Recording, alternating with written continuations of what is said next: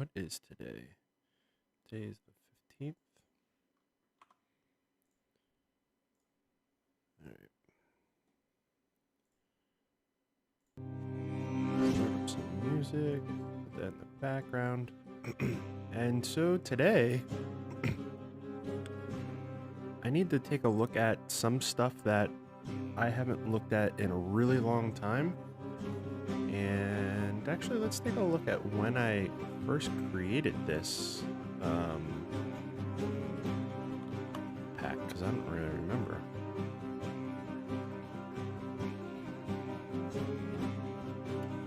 Oh gosh, this says DaVinci Resolve 15, so that was quite a few years ago. So we're looking at 2018 was when that when I created that. So a lot of stuff has changed. Be curious to see how it's made, and then we'll have to go in and redo it. All right, hold on a second. I just want to pull out the chat just in case anyone has any questions I can ask there. Okay, I think we are all good to go. So,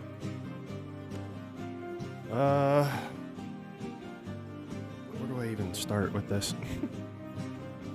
I guess I'll start with the actual files and pulling those up and then seeing what they actually look like. So where do I have them stored? That's the real question.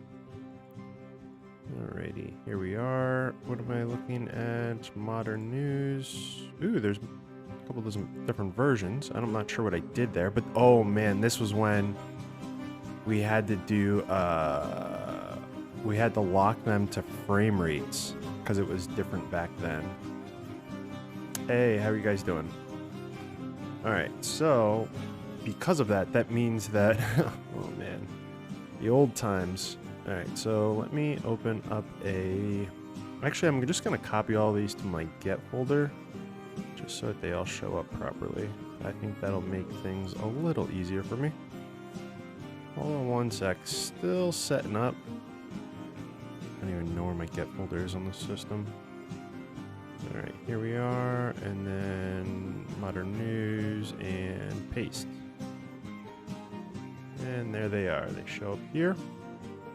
So now we can take a look at them and try to figure out what I did. What did I do way back when? Okay, so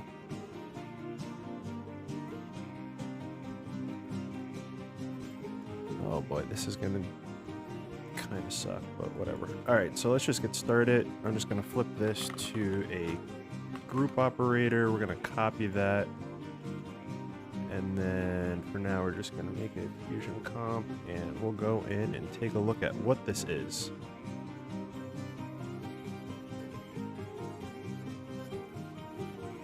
I'm glad the videos were helpful. I'm attempting to update everything that's on my website when it comes to products. So I'll take everyone along for the ride. And I have like a weird setup now, so I just feel like my monitor is really far away. I'm actually going to pull it in.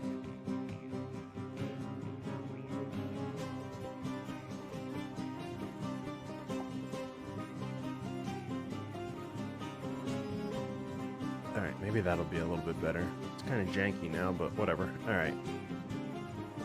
Okay, so let's see what we actually have here for these.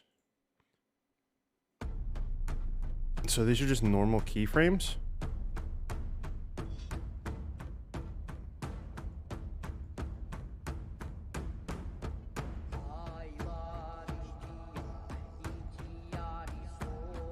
Alright. So there's only ever going out and then, oh boy, how do I have this set up? Looks like then I have something at the end. So I have one that comes on and then one that goes off. Okay. It's not horrible. I mean, I kind of do it a little different now, but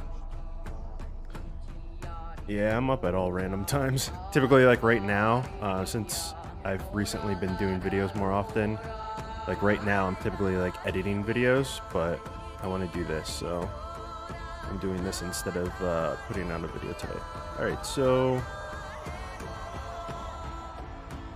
we got keyframes here, and keyframes here. So that's all I really have to change.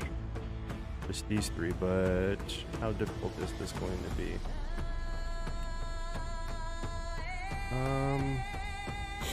So for this one, we're just gonna come over here to the modifiers and just have a rough idea of these like areas. So I just have to remember like 30-ish area, it needs to be all the way out. And then at this 130, it's going to leave. So I'm just gonna try to recreate these as best as possible. And we can't have it to be dependent on keyframes so that in the future, oh, you guys can't see shit. I knew that the whole time. Anyways, so I was just looking through all of the different, this is my current, one of my titles that I have up on my website. And this is currently compatible with DaVinci Resolve 15. Some people still use the older versions of DaVinci Resolve depending on hardware. And so I never really wanted to update outside of whatever I initially launched the package in, right? And so, yeah, so I would just do like, if there was like little things I had to fix, I would fix it, but still make it compatible with that version. But now I think that everything has come so far that I'm just going to take everything that's on my website and make it DaVinci Resolve 17 compatible. And a big thing that I wanted to do that is because of the, I don't know if I can show you this, but if I look at like my titles, right? Like there's so many titles that I have in here that just don't have thumbnails. And so like those are all of my different packs. I just want to change that. So along with that, I'm going to update these so that they have all of the new features, because back then they didn't have any features, and I was showing this, but I guess my screen wasn't up there. I used to do this whole thing with having different frame rates on the pack, and doing that would say, okay, well, this is compatible with 30 frames per second. If you wanted it to be something outside of that, you would have to modify a couple of different things. And in the how-to video, I showed that. And then after that, then I was having versions where I had like 3 different versions. I had like a 24, a 30, and a 25 or something like that. I forget. Maybe it was a 60. And just to kind of get like the whole range of what people typically used. But that was back before, you know, all the different tool sets were out and everything had to be locked to a specific frame rate. So now I'm going to change that. Okay, so I just have to keep in mind the different things that actually have the keyframes, because those are the things that we're obviously going to be changing. And so what we're going to do is this one just comes out. This is the title itself. All it's doing is just sliding, right? And so I just have to be mindful of the start and end position. But because how position works in Fusion, all I have to be concerned with is this displace, because I can just turn this off, like not have a keyframe there, and I can just go like that, and the displace is just a path. So all I have to do is just figure out a way to manipulate this displace to work accordingly. So I just did an undo there because I just want to see where this is. So I think it's right at, the keyframe is at 36 frames. So all I'm going to do here is I'm just going to reset that, and then I'm going to change the modifier to curves modifier. And then in the curves modifier, this is going to be a duration, and we're going to add in a custom curve. Okay, so now that we have the custom curve, we just have to figure out like wherever this is. Geez, I haven't done this in quite a while.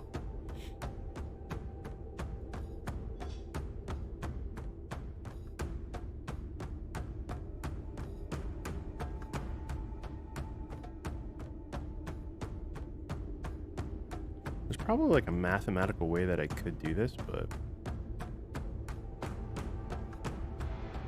think it's somewhere in there. Okay, so now that's that. Yeah, so now that's there. I'm gonna put that back up to 1, and I'm gonna just add some easing onto here. If anyone's curious about what I'm actually doing here, and you know they have questions, you're more than welcome to ask. But I'm gonna try to go through this kind of quick.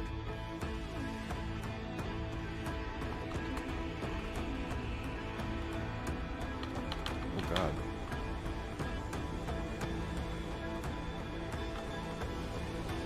I don't even know what version this would be. This is gonna be version 2. Why not? Okay, cool. All right, so now I have that, and because it's the curves modifier and it's using the displace is going to be its source information for where the move happens is all based off of the length of the timeline, and so that's how we can have titles that can get shorter or titles that can get longer using that. So now the next one, we have it right around 30, around the same point, and now I have to just be cautious of this 130 here. And all it's doing is just coming out and then going back in. So it's just 2 different points on the path. So that's all I have to be conscious of. And so the first thing I can do is come back over to here and see like where this is. And I'm just going to copy that. And you know what? We will actually open up a notepad, and I'll just put that in a notepad on my other monitor just so I have that so we can get it, you know, kind of similar to the other stuff. Hold on a second, I got a couple other things open here. All right, so now that we have that, now I have to come in here, and we're gonna do the same thing, reset, animation curve, and then we're gonna go to duration and custom. And then that first one, it was a crazy number, but I'm just going to simplify and put 154. There. 54, and then make that a 1, and then I just have to figure out this endpoint here. So I think before it was right at like 130, and where are we now? So I'm going to take this and make this a 0, and then I'm going to grab another point on here and just kind of move this around until it's back there, but just about to move. So I would say like right in here is probably right where it's at. So right there. So I'll just do 0.8, make that super simple. And then we'll just take that and add in some easing onto there as well. Whoops. Come on, why am I grabbing the wrong one? Wait, I'm on the wrong freaking thing. Let's fix that. Okay, and this over here. All right, so how are we, oh gosh, what did I just do? How are we looking so far? Okay, that is a super wrong.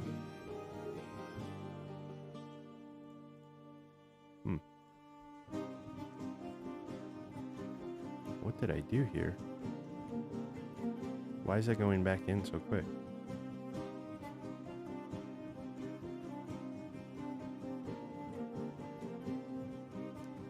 Wait a second.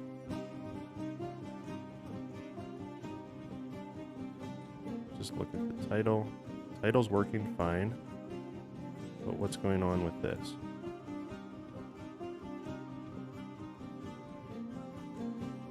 Oh, I see. So this actually just needs to be flipped. Right, so we'll do 01 and 1. No, wait, what?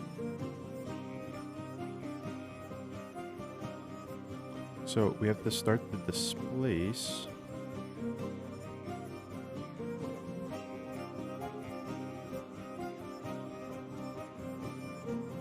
Start the displace at 01 and 1. What? I'm so confused. I just need this to go backwards. That's all I'm asking. Wait. So it's going out. I'm sorry. Hold on a second. Just because I'm that confused, I'm just going to bring it in again. And what was this? This was 2. Here's 2. So like, what was this path doing? It's going in. Oh, it's not going all. Why is it only going to this random amount? What?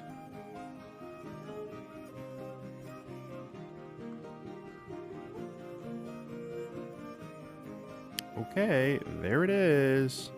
That's a very random amount. Who knows what I was doing back then. All right, so next we can get rid of this for now. Is there a real way to make the stuff frame rate independent so that you can make one custom tool with get frame rate and then use this as a custom driver? Get frame rate.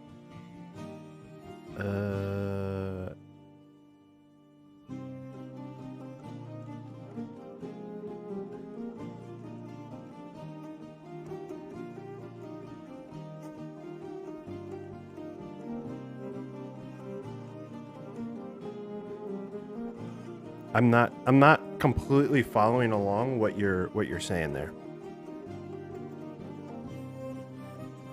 I know how to get a frame rate out, but I don't know what that would do.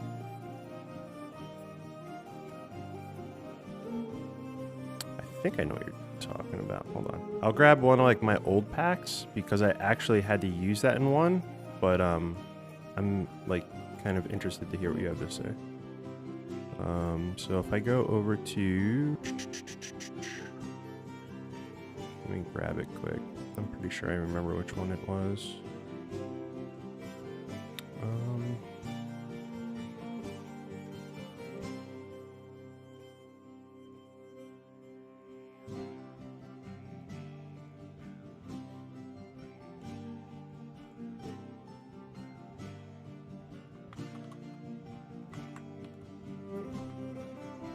So like this one is like real old. I don't even remember how I used to do this.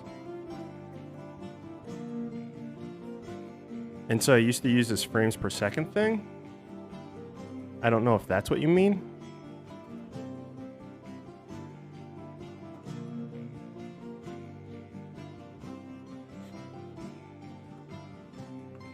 But this way's been working great for me. All right, so let's go back to what I was doing. So what is this actually doing? Okay, so this is the red bar, I'm guessing, right? Yeah. Okay, so that's like super early. So that's like frame 8, and then I'm just writing down these numbers so I remember. Okay. And then what is this random number that it's going to have in the middle here? Like, what is that? Why? The stuff that I did way back when. Okay. So we'll go into here.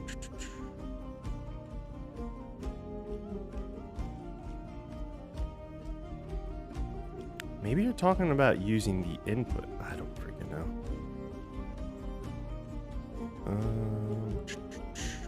So this has to be around frame 8.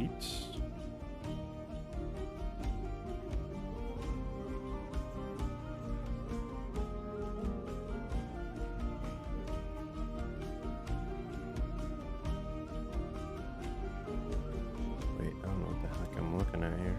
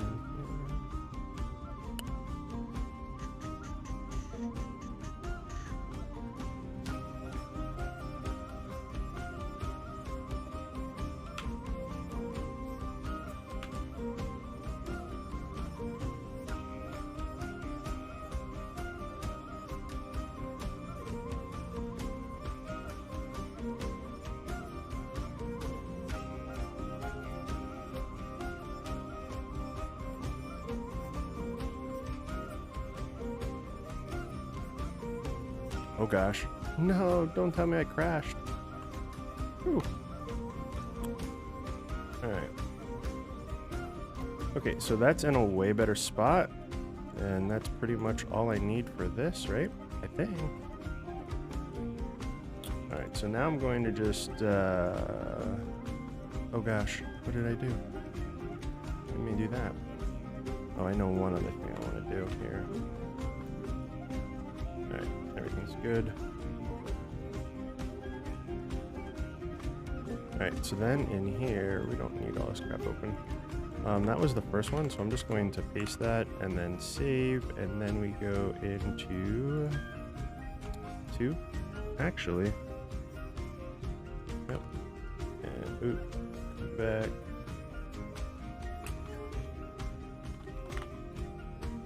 All right. And that's pretty much all I'm going to do for all of these.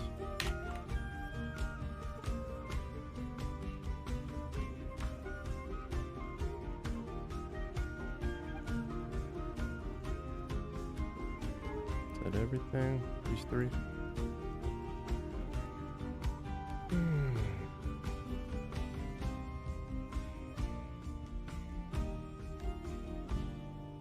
Such old project. Whoa, that looks weird.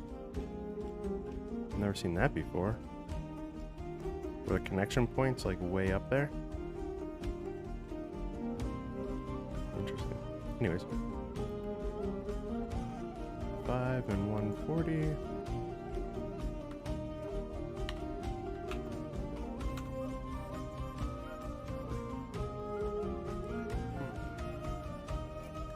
Man, I have these numbers all over the place instead of like absolute one. I don't think I would ever do this now, but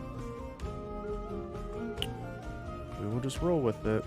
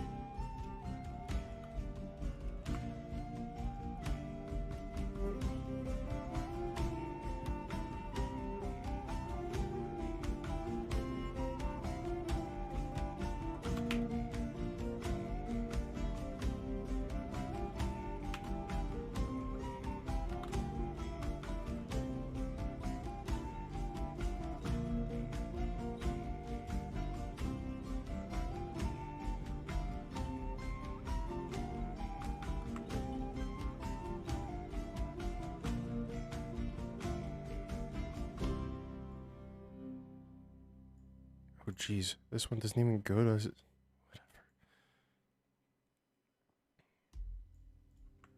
Now, how bad would that look? What is this? Is just the title? So it would just come out a little quicker? Whoa, why are we... There.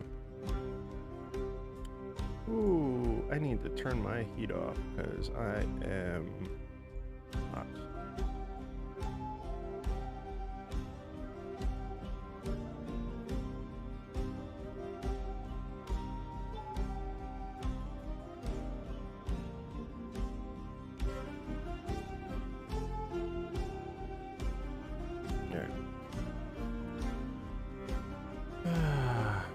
This just has to come on, it never goes off. Ooh, there's a little line there.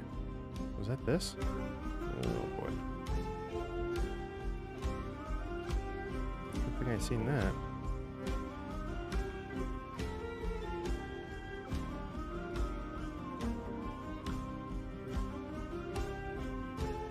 Okay. Alright, so back to this one and then down to this right.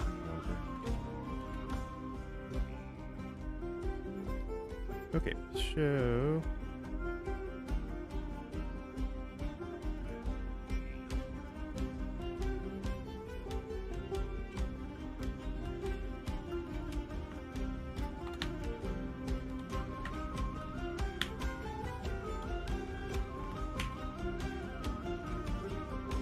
Oh geez, I wasn't paying attention. Nothing to see here. I don't remember where the goes out. Title 36. Okay. So 36.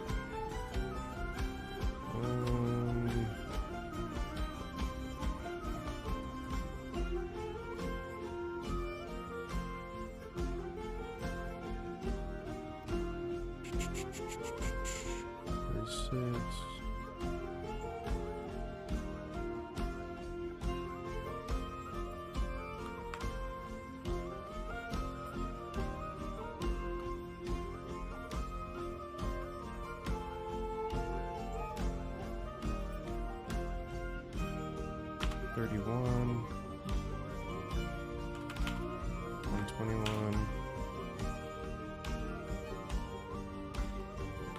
$140. What kind of crazy numbers am I gonna see here? Oh yeah, nothing's ever just a straight one. All right.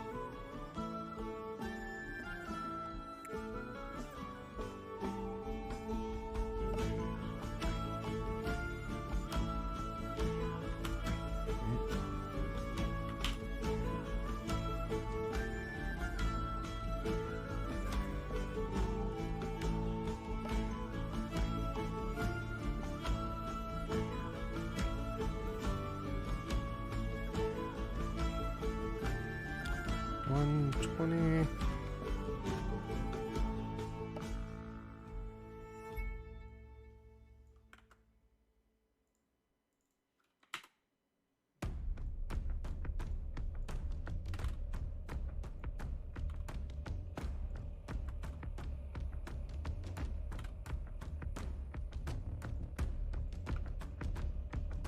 Come on.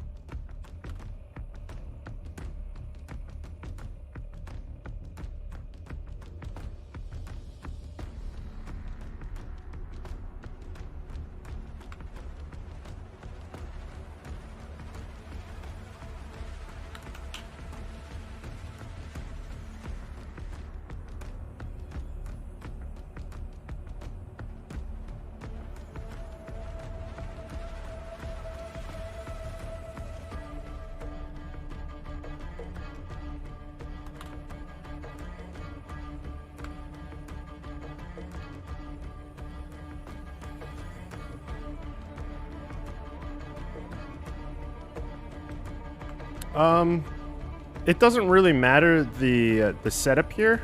I'm just going through and just the nodes that have keyframes, I'm just setting them up to be a little different. Because these were made a bunch of years ago for 2015 or DaVinci Resolve 15. And since then, a lot of different tools, like tool sets, have come out. And all I'm doing is just taking out all of the keyframes and using a different parameter. And so I'm not like super concerned on how they're all laid out. I'm just trying to, to update everything. I know it's a little difficult to follow, but if there's any layout that seems interesting, I can show you how at least I laid it out way back when. Okay, so I think I did every one of these now. So that's done. That's done. And that is done. Okay.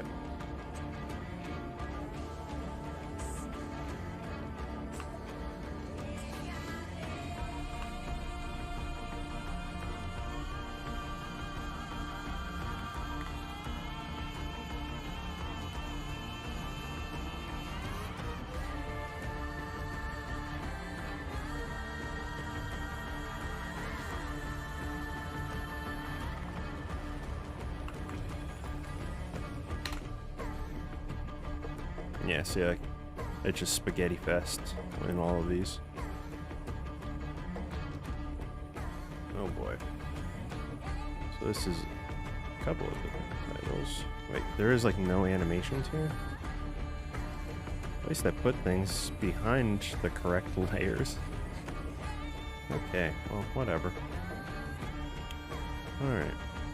I'm waiting for the day for Fusion to have, I think it's called, yeah, word wrap. So you can, define an area and do word wrap simple. There are ways to do it, but it's just not simple. I'm just waiting for that day.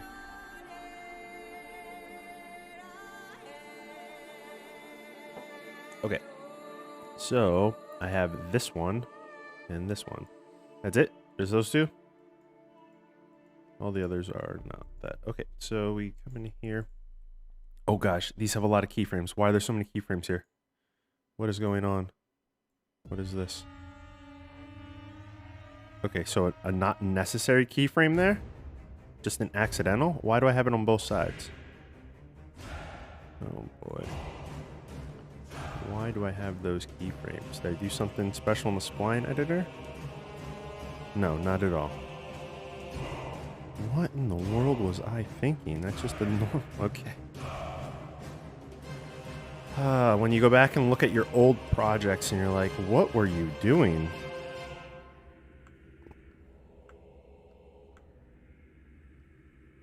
Alright. Well then. So, these have a couple more. And so we're going from 0 to 5 something. Wait a second. Are there controls on here that change the width of this? Oh gosh. I don't even give the option to make this box bigger.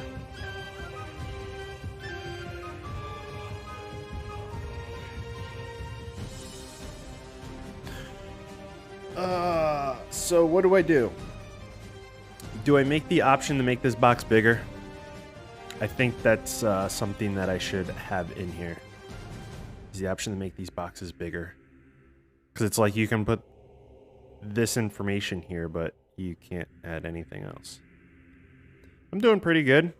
I'm taking an old pack that I made for DaVinci Resolve 15 and updating it to work with all of the feature sets that 17 has. And it's kind of like, it's interesting to go back down kind of like memory lane and see like the way in which that I did all of my old stuff. It's quite interesting. It makes me question, what was I thinking or what was I doing? I think for this, because all I really have here, I don't really understand how this is all laid out, to be completely honest with you, but okay. So, oh, I'm doing one of these trickeries. Oh, geez. Justin, come on. This doesn't even need it. This node right here does absolutely nothing. We can just... No, wait. It did do something. Wait, what is it doing? Oh, it's doing flip. Yeah, so it does absolutely nothing. It's not needed. You just come into here and you do flip. And then... Okay. So we won't have that node in here anymore. That's not needed.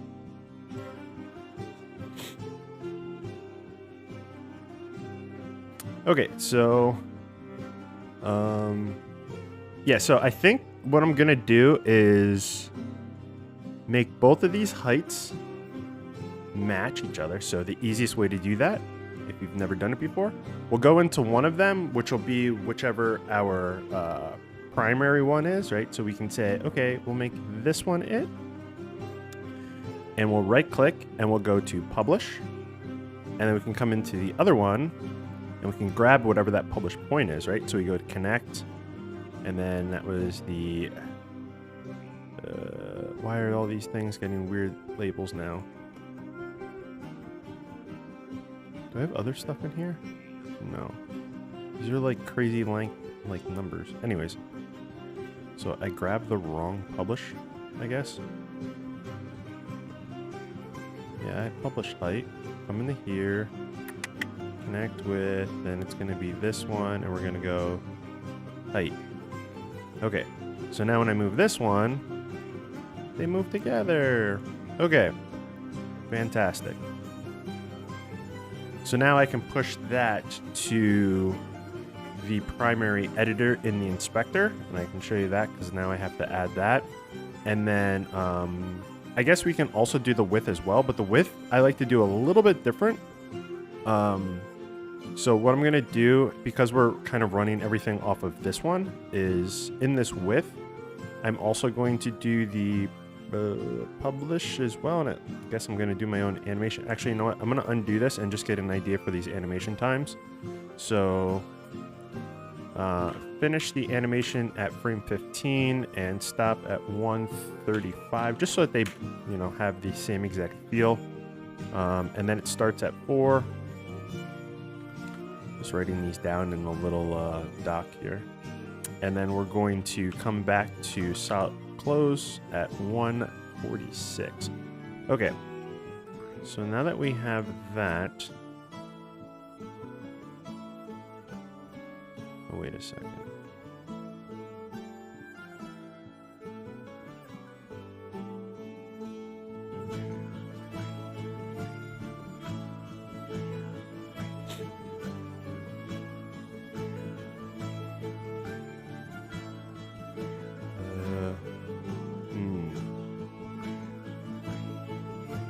I just thought of something.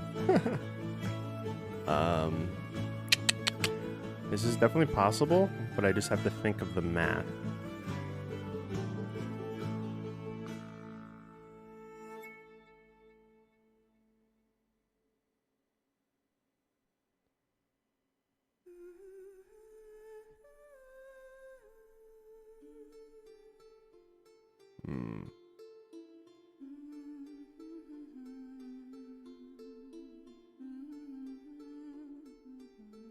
So it starts,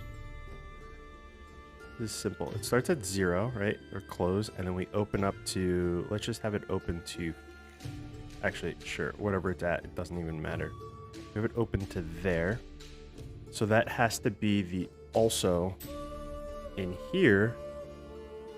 Hold on a second. If I take this, let's just make this, sure, let's just take this, right? And then I come into here. Let's just change this to 7, sure. And then in here, how would this work? How would this work? How would this work?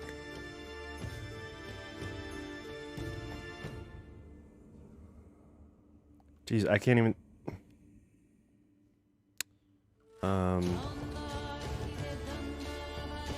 What is this number here? 7, right? So 7...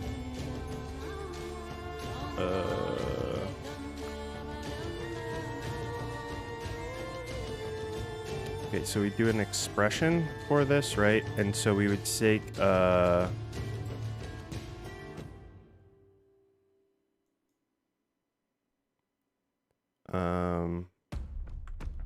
we have that 7, right? So we just do the 0.5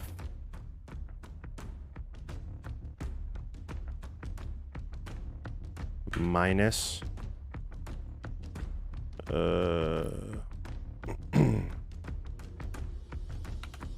stupid thing. Jeez, these names are ridiculous. Actually, you know what? I'm just going to change this because I'm not doing a freaking thing with all of that. All right, so we're gonna come in here, and this is just gonna be 1, and this is just going to be 2. Make it easier. Okay. So where were we with this? All right, so we do that, and then we take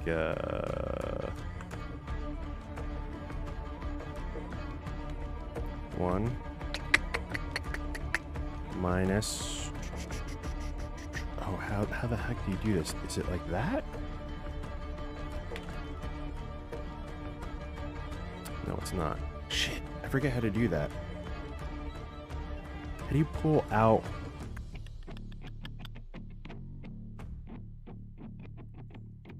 Maybe make it separate XY paths.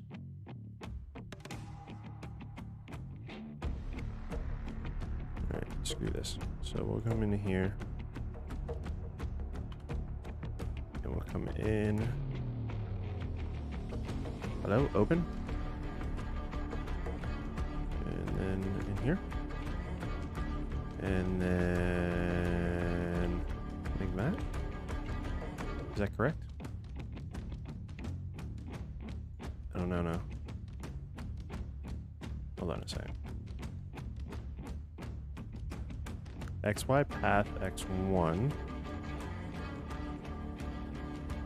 I'm making this overly complicated. This isn't that complicated. Why can't I think of this? Maybe it's too late at night for me. All right, let's go back. There is a way to just, maybe it's, shit, how the heck do you do that? Let me see. So if I go like that, center, if I put X in there. Okay, that's it. That's how you do it. That's how you do it. Okay, yeah. All right, so minus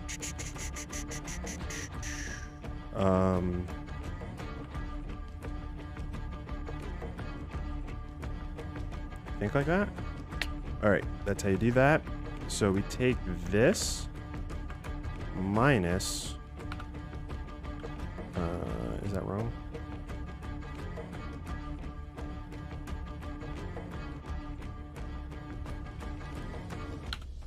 Maybe concatenate that and minus this by 0.05, and then minus.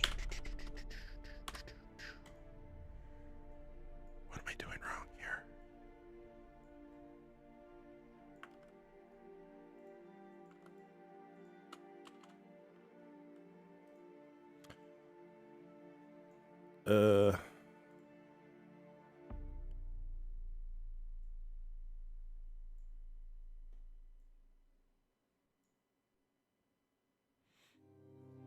So hard to make one camera look like multiple cameras. Oh well.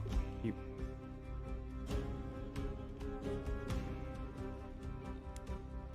Oh, I hear you on the grind.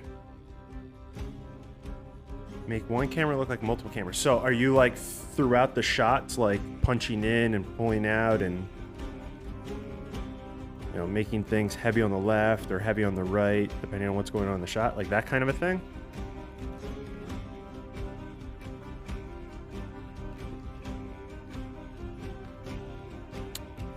Okay, so where am I here?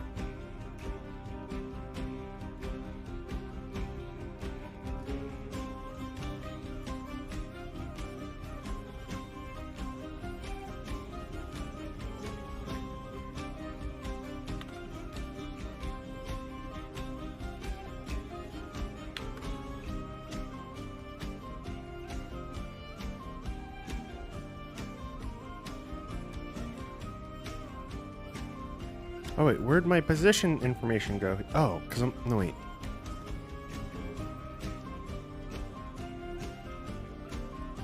Why was I trying to get that center point information anyways? I didn't need the center point information. I just need the width.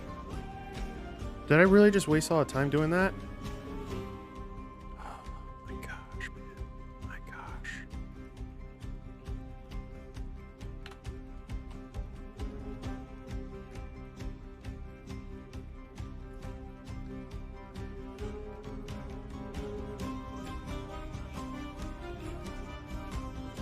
Yeah, there was no reason why I needed that. Because this is, I'm going to be using the animation of this, and then I just need it to be along that line there, based off of the width. So when it comes into 0,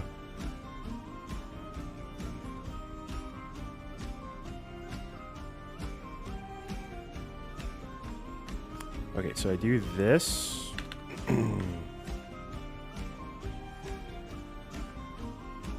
And then I come into here. And I take this.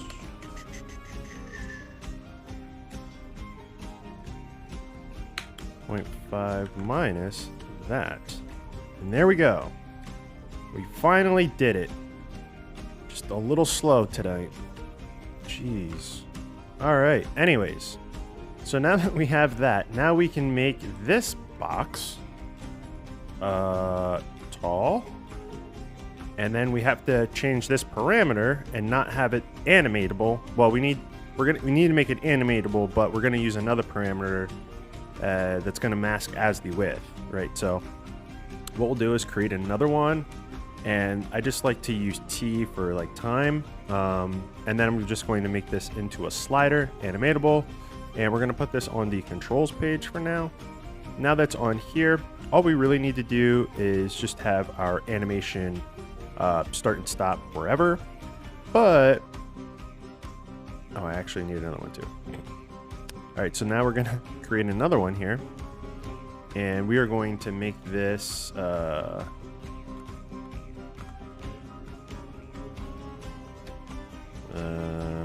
sure. Okay, so this is just gonna I don't know if this is gonna work. I think it will. All right, so we can just do that, make this a slider as well, just like that slider, and then we're just going to actually, yeah, we'll leave it as a slider, and then we'll put this on controls as well, and we don't want that one actually to be animatable. So where is it? There we are. Not make that one animatable. Okay, so now that we have that, now all we have to do is come into here. And first, let's get rid of that, and we'll open this up, and we will take this times this, right? And then all we have to do is come into here and add my animation path onto this, and we'll do duration and custom. And I don't remember where anything was on the animations, so what we'll do is we will grab it again, bring it in and paste it, open this up, and this crazy name thing, we are on frame 15, 415, 135. Okay, I had it. I was just joking. So let's come back over, and we will come into my curves, and this is just going to be a 1. And we will go like this at frame 4.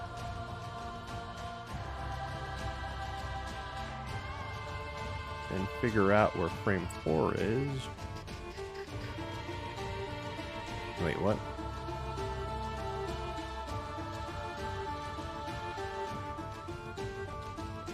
Maybe something like that.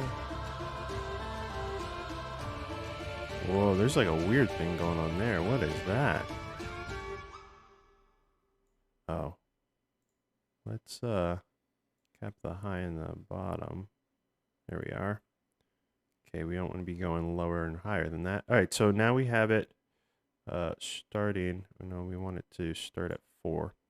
So we actually are going to slide this over until we, oh gosh. Let's just look at this. That's better. So like right there. All right. And then we'll go to 15. And by 15, that's going to be this. We're going to go into a 1 and bring it all the way back. And what just happened? Didn't everything just crash? It sure did. Let's see if it recovers. I think because the whole line, I don't know if that's going to save, to be completely honest with you. I might have to redo that whole thing, which is a pain in the butt, but I need to put new music on anyways. So let's go and explore and see what we can find for music.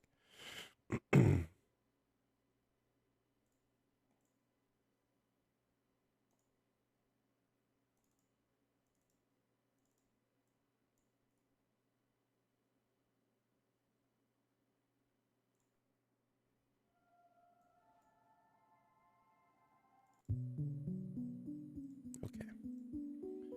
All right, so we're still crashing here. We're just gonna close that and restart DaVinci Resolve, and hopefully something saved, but I'm doubtful.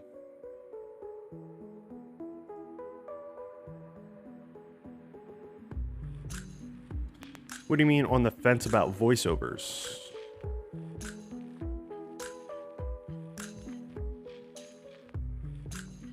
Like just doing them in general, or your ability to do them?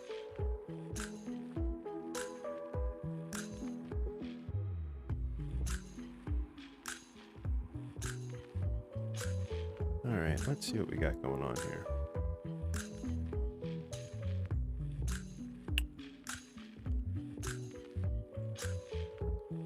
Okay, so we just I don't really know what's going on here, but I think we have to start from remaking this line, which is perfectly fine. So duration, custom. All right, so we will put that on there. Timescale, let's get that back to normal. Frame 4, you're gonna slide this in. And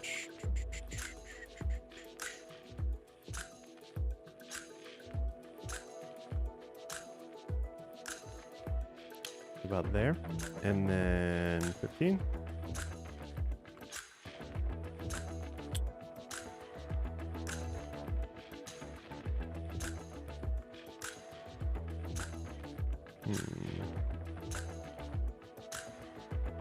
Oh, I did it again. I took it over too far. Oh. This is frustrating.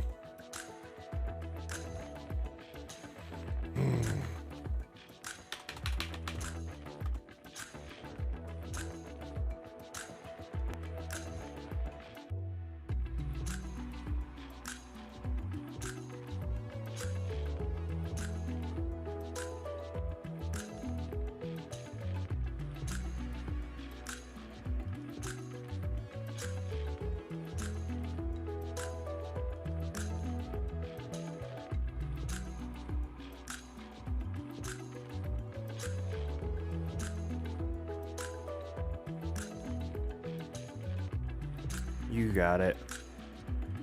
It took me a long time. I don't know if this is the stage that you're currently at, but it took me a long time to get used to listening to my own voice. Like, a really long time. And then I had to do a TV show that I actually had to just do the voiceover because we didn't have enough time to get someone else to do it. And I never want to watch those episodes because, yeah.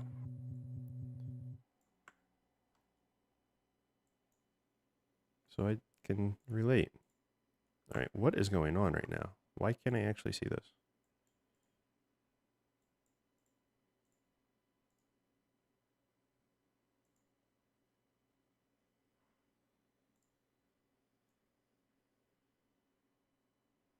Okay, so it's backwards. Why is it backwards? Let's take the clipping.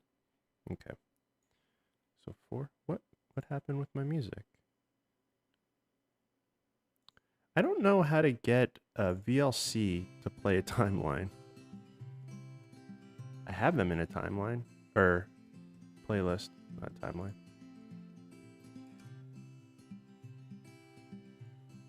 Anyways. Okay, so doing this for like the 12th time.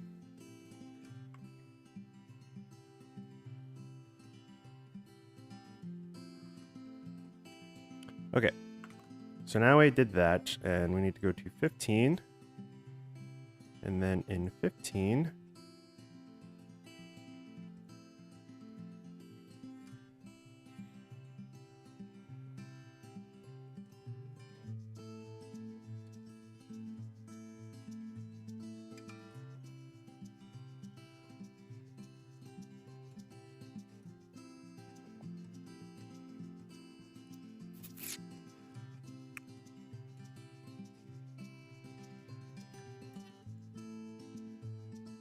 what is this at?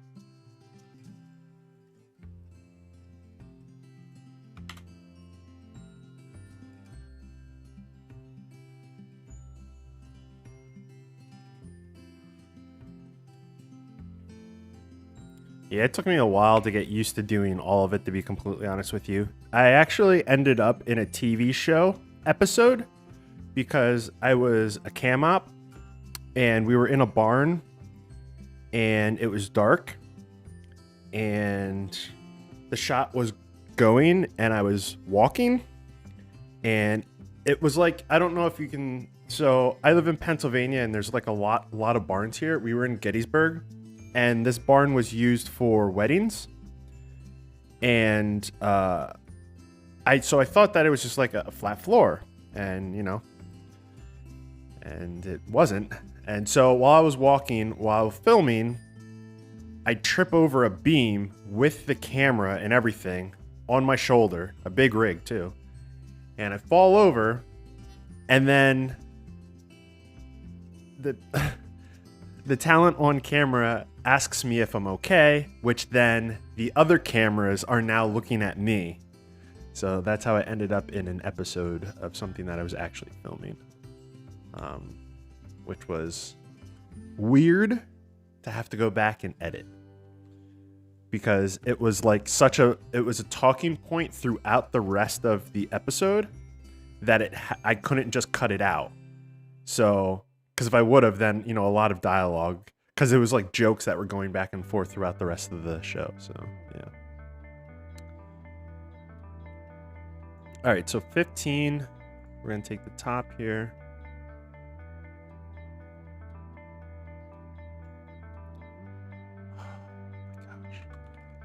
I'm so sick of this crashing.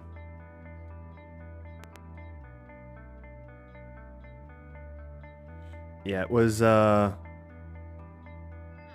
interesting experience, to say the least.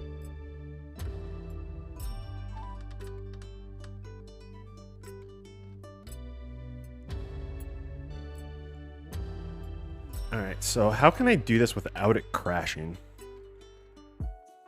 So let's first bring it in. All right. I kind of wish I could see this value over here, but it's not showing that value anywhere, which kind of sucks. But what I can do is I can just get this and go like that. And then this is a hack and a half, but we'll take these two. And I'll go into here, and I'll go like that, and I will go into whatever that value is. So T1. Okay, so we'll go like this, and we'll copy, and we'll come over here, and then we'll go like that, and then T1, and then I'll have my value. So now I can visually see. Fantastic. All right, so 15 coming into here. We'll come back, and I'm not gonna go. Oh yeah, I'm gonna go all the way to 1.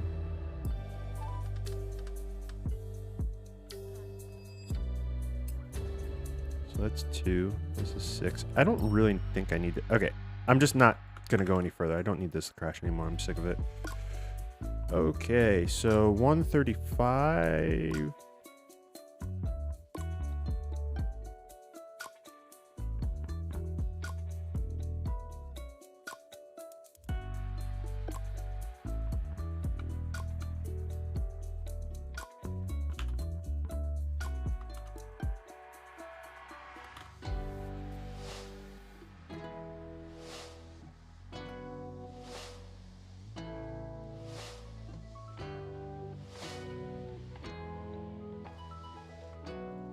Yeah, I never did anything in film specifically.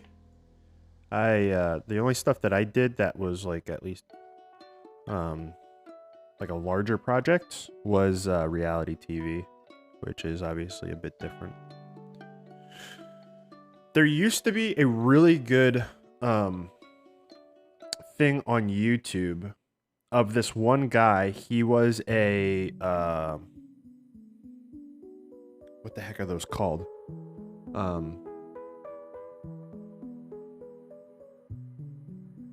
Not the gimbals, but the one from a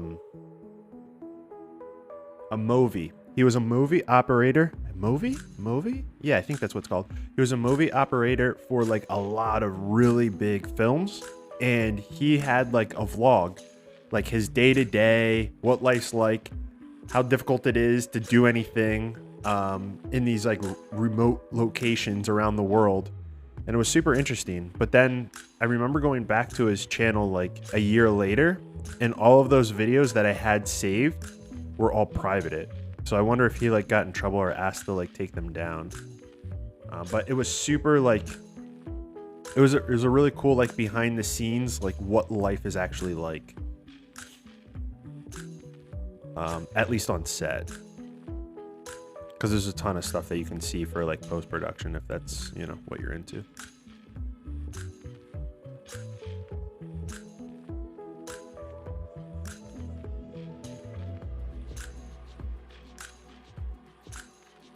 Thanks, Dave. Right now, I'm working on an old pack that I used to have. Well, I still have it on my website. It's just the pack is primary design in DaVinci Resolve 15, and now I'm setting it up to work in 17.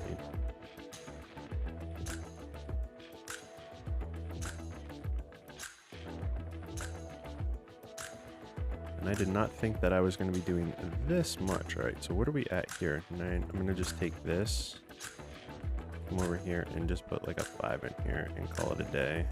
So we're not crashing anymore. Maybe like a 6. Oh wait, that's right. Okay, so now that we have all of that, that was a lot of extra work, but I promise you it'll pay off, because now I don't have the controls here, but now I can take this with control. If I go like that, and take this with control and make my line or my box as big as I want, and it's dynamic, right? So that's kind of cool. And then we can also take the height, and that's dynamic as well. So now there's more flexibility in the pack than there was before. I'm going to default this at 6. Okay. So now I have that all done, and everything I think is properly done. Oh wait, this isn't done correctly. I still need to do this one. I was so concerned with doing that other stuff. Okay, so now this, what is this animation doing? It's just opening? What is this doing? So we're just changing the width from 0 to, oh my gosh, that's like not that thick. Okay, so we'll just take that size and we will go in, and what are my numbers on here? Let's add this on. This is going to be 4 and 15. All right, and we will come over to here, and that's all it's really doing. Oh, there's more here at the end. Yeah, because it's got to go away, right? What does this animation actually look like?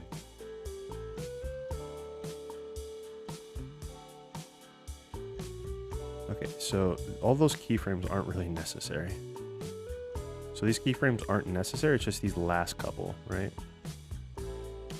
Okay. So 145 and then whatever the end is, right? But we have to bring it in just ever so slightly, so end. Alright. And all we need is just it to open up to that size. Alright, so now that we have that, we're just going to come in and, oop, wrong thing. Animation curve, come into the animation curve. Which are we actually doing here? This is the width. So here the width, we'll change the duration to, or change it to duration and custom, and then the size is just going to be that, and we'll cap it. And why does this still have keyframes? Oh, geez. Because it moves. Okay. Well, for now, let's just be concerned with this. And I think to make this easier, I'm going to come into here and make this, which one am I working on with?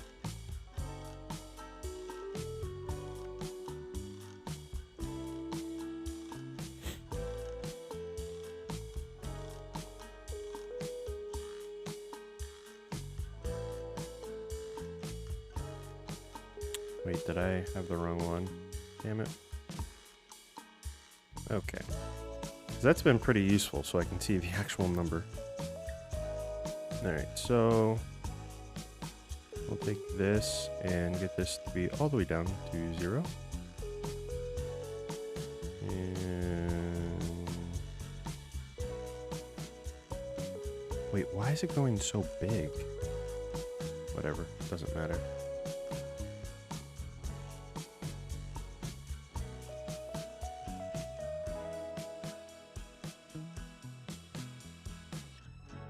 I'm so very confused.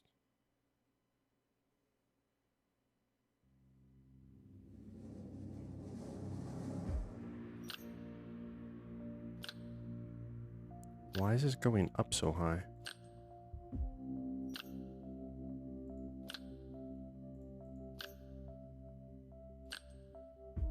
Width.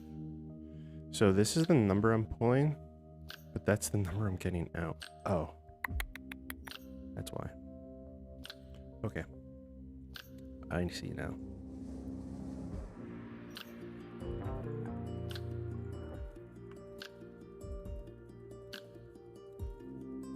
All right, and then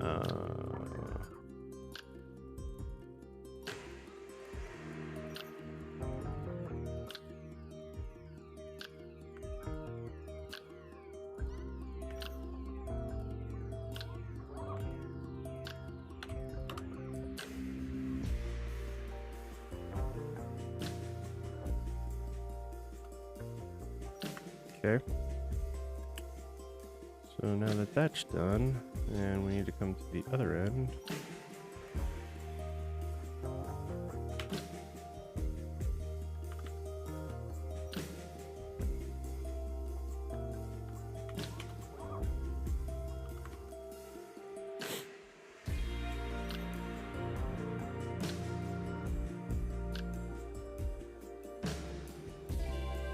You want to learn how to animate your logo. Just the elements separately, or are you trying to like make it like 3D? Do you have ideas of what you want it to look like? I might be able to take a look and give you a direction.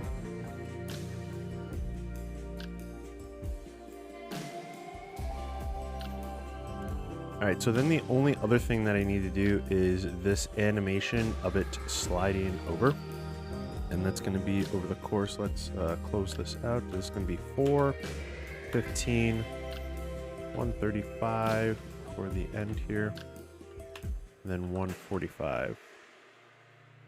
And then what is the...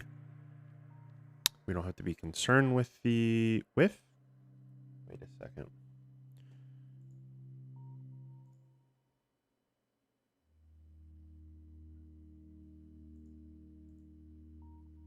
Wait, what is this? Path 1.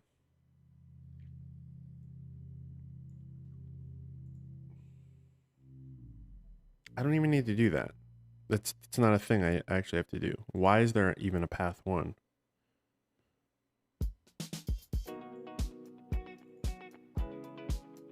Yeah, the path 1 doesn't even... This just... Why is this even here?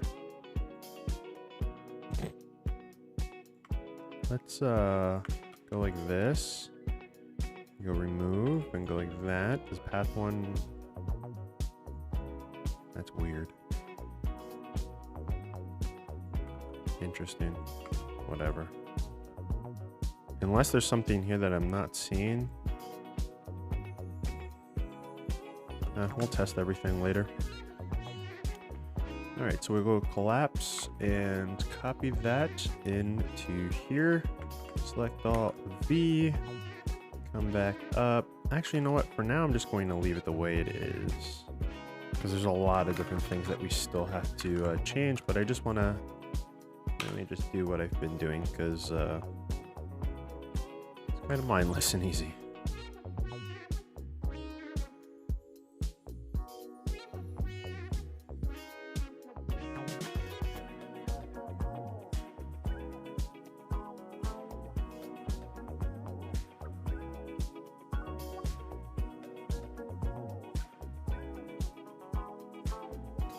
Don't worry, I don't even have a logo. I just wrote JR with some font and then threw it like, left it like that. And then on my website, I don't have like any fancy logo. And yeah, I need, well, I don't know if I need one, but it would be cool to have a logo. But if I was to like commission one, I don't even know what I would want it to look like. So I don't want to waste someone's time, and I don't want to waste potentially, you know, spending money on something. So yeah, just like whatever. But if you have one, then by all means, we can definitely make it look kind of cool, animate it.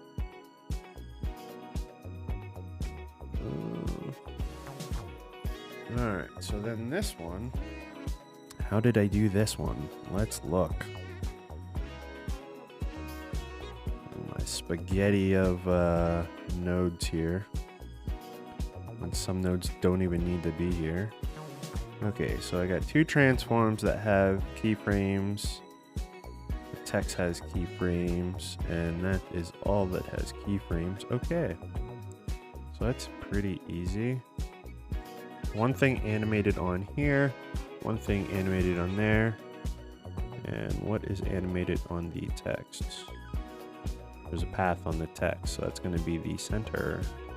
Okay, that's easy enough to animate. We've just done that for 10 other things. I appreciate that.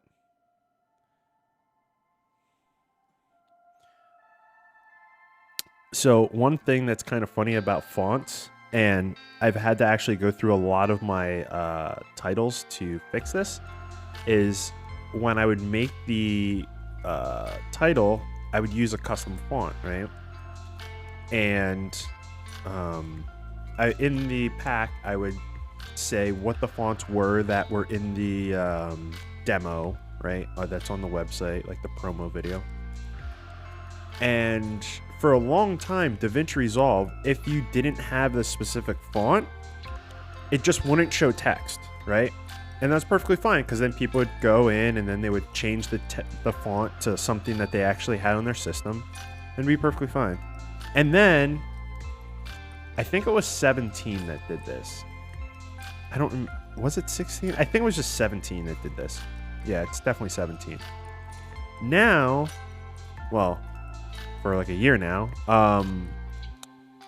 people that had the pack that always knew to just change the fonts, when they installed 17, now they would just get a black screen and they would say like, oh, it doesn't work.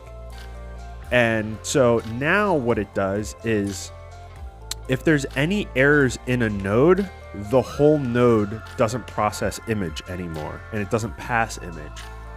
So everyone would just get, like, they would put it on their timeline and the whole screen would just be black. And then I'd get emails like, oh, it doesn't work with 17 anymore. And then I quickly realized that, oh, it's just because they don't have the fonts installed and it errors in a different way now.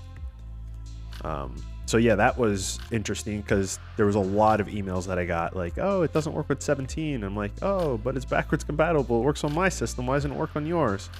And I'm the one that had the fonts installed. So I didn't really realize that until I started loading them on my old laptop, and the laptop didn't have the fonts. And then I was like, oh, now I see what's going on here. So I had to go through some of the titles that had the custom fonts and revert them back to Comic Sans. Yep. It's like even this one, I don't know what kind of font, what font this is.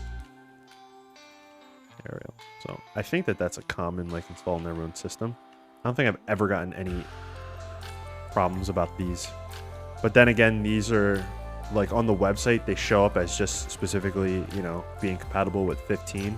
So I just wanted to, in the stream, play around with my old stuff and see how it was. And then in that process, get all of these up to 17. So gonna set it all up so everything is dynamic and you don't have those issues. And then also add in thumbnails for everything. And then the cool thing is now we can package them all up in a DaVinci Resolve bundle. So then instead of having a bajillion files in your titles folder, it's just a couple for each pack, like a single one for each pack, and it has like all the thumbnails in it, everything. It's pretty cool. So that is what I'm going to be now kind of doing for a little bit here.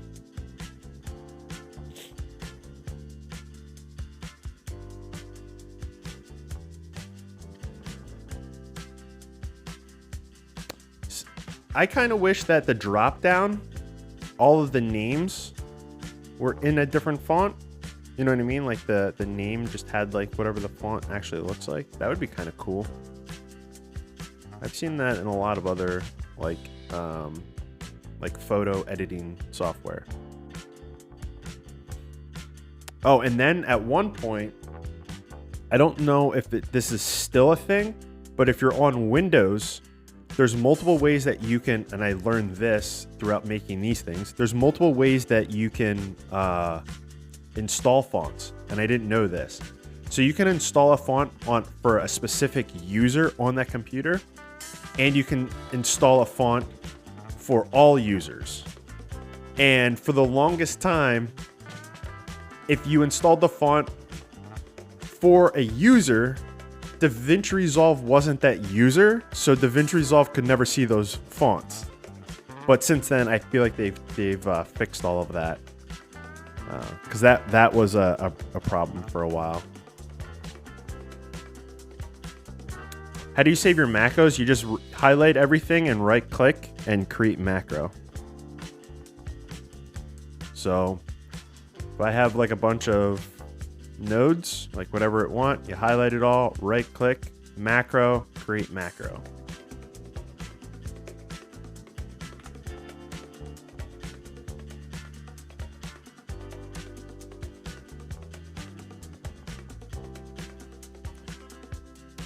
All right, so now we have to jump in and do these. So let's start with the text. So the text is on frame 6 and 35. So we'll write that down, 6 and 35. I'm not sure what that means. Could you rephrase that?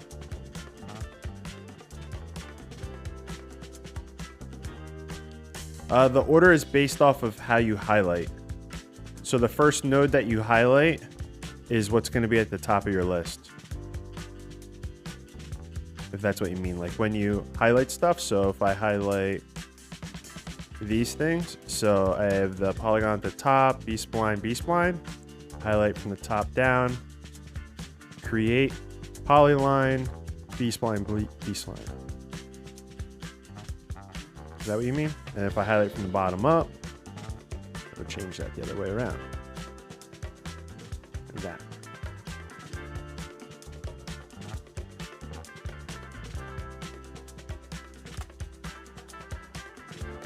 Okay, so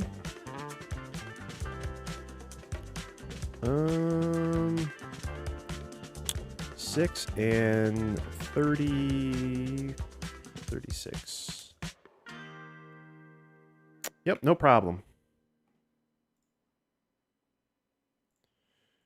All right, so, and then what is our maximum is 1 and 0. Oh, look, it's something that's actually normal. All right, so come in here and we'll go to curve and duration, custom, 0 to 1. Let's go to 6.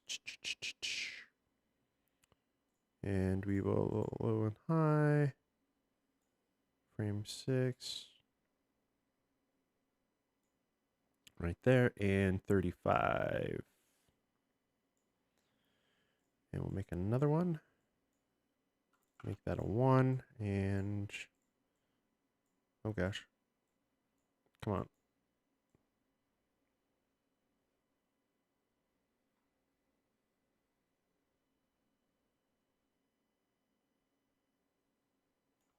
There we are. Add a little easing on there. And like that, it looks just like it used to. Fantastic. And we ran out of music. Alrighty. genre. So, so I don't actually know your name, Moto Mining. Oh yeah, I feel like we might have talked about this before. Music. I'm still on the fence about which uh like company I like the most for music.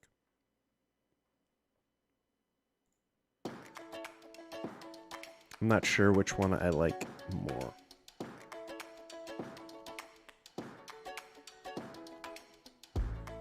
All right, so this next one, where is my little sheet here?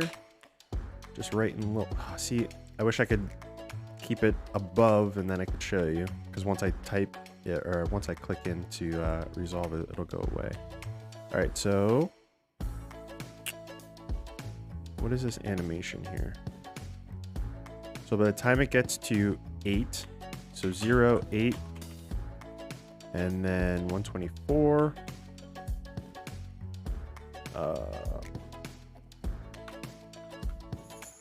and then end.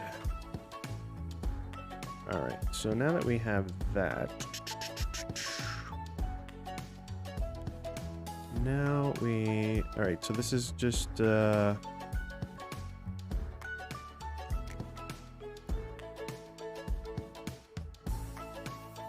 going to take this number here, and that's where we're going to be at in the middle. Oh no. All right, so we will go like this and like this, and then we will go duration, custom. So it'll be like that, and then we're gonna go to frame 8, and we're gonna make 1, and this is going to have an output of whatever that number is, and we will bring it over so that we get it to be that number. Oh wait, I want to make another point and have another one like that, so this number stops moving when I'm at the right spot.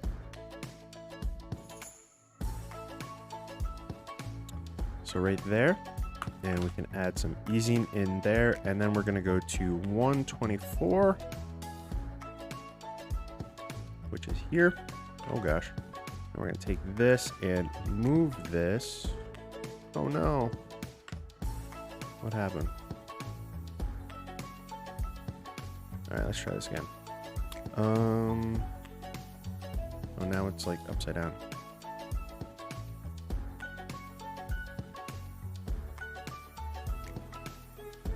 What is going on right now? I just feel like this isn't doing it. Oh, because I have mirror on. I accidentally clicked that. Don't mind me. Okay, right there. And I feel like that's good, but I want to take this and go in just ever so slightly. All right, so now it's looking pretty normal. One more thing, is it possible to group a macro settings to have it categorized inside inspector panel, for example, title settings in one card? Do you mean something like, hopefully this saves, but, if I go into Fusion, and then I go into here and grab one of these, and then let's just put this here as an image, and we view this. So if I click in here like this, where I have different categories for each different thing, is that what you mean by categories?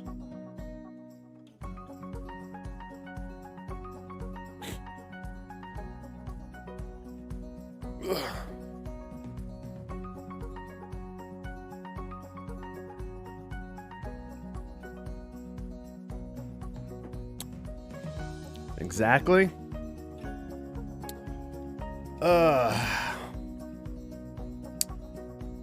We'll have to learn that next week. I think we've learned enough this week. No, I'm just kidding. They're called labels.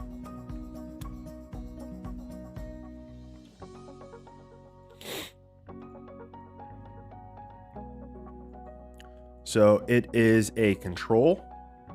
So you would just create a new control, and then that control is referred to as a label. If that doesn't make sense to you, let me know and I can explain further. But yeah, that's it. It's called a label. All right.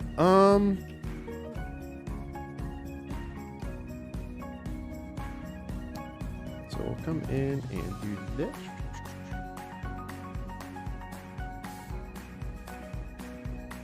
All right, so 0, and then let's clean all of this up. We are going to go 0 and frame 31, and then frame 130 and end. How would you stack cubes on top of each other? Very carefully. I'm joking. There isn't any collision in Fusion, so I'm guessing what you mean by cubes is when you go into 3D. Actually, there is, but the only collision that exists is for particles. And so all the 3D objects don't have collision. So if you were wanting to do something like that, you're either going to have to fake it and make it look like they're touching each other by moving them accordingly, or you're going to have to use like a real 3D tool. And if you need something to do or something like that, I would highly recommend a piece of software called Blender. It's free, it's made by a nonprofit, and it's extremely powerful. If you've ever seen the show Silicon Valley, I don't know where Silicon Valley was actually aired. I think it was Netflix. But if you've ever seen that show, the VFX in that show were done by a production house that specifically only uses Blender. So if it's like, oh, free software, it's not capable. Well, there's people that are making tons of money using it. So okay, yeah. So yeah, they're just for the controls, they're just referred to as labels. Oh, it was an HBO show. Okay, yeah, cool. I didn't know. I kind of wish that show still existed. I hate how like things happen where like the one, you know, I don't remember his name, but like the main like star of the show ended up leaving the show like halfway through. But it was a pretty good show. I definitely enjoyed it.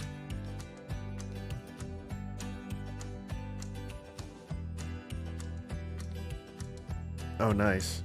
Actually, now that you say that, I kind of want to rewatch it again myself. I need another good show to watch. I tried watching oh gosh, what was it called? Westworld? But the 2 times that I tried watching it, I fell asleep. I might have just been really tired. But because I've always heard like really good reviews about that show. All right, so I got one more to do here, and I wrote down the timing for it. I just need to see here this random number for the middle. Deadwood. Let's look that up.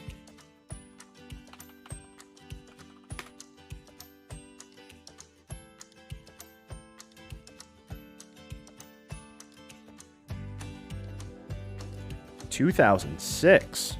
Ooh, that was a little while ago. 2004 to 2006. Followed by Deadwood the movie in 2019. Have you seen the movie? Is the movie as good as the show?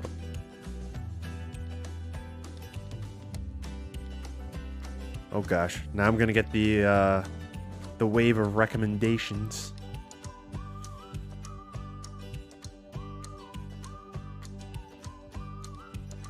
Two seasons, 24 episodes, 2003 to 2005.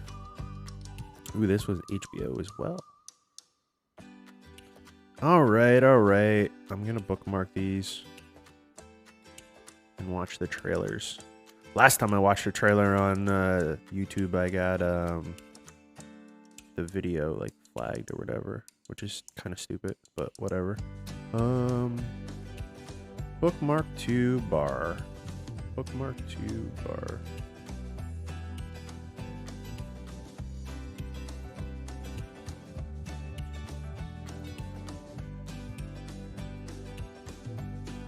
Wow. Wow.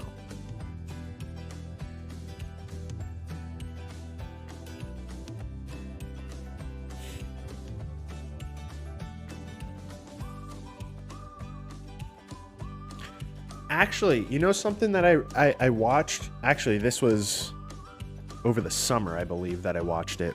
That I really liked for anyone that's into like film, like creating films and stuff. Oh gosh, now I can't think of the movie. Oh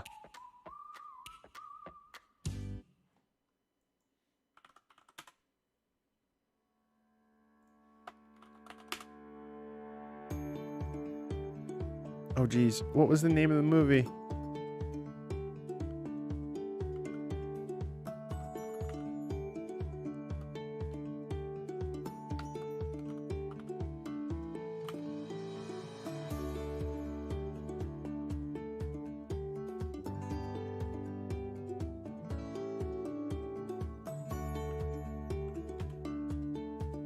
"1917." Oh my. That movie, as an editor, you can see all the cuts for sure, but it's like a breath of fresh air because it's a completely new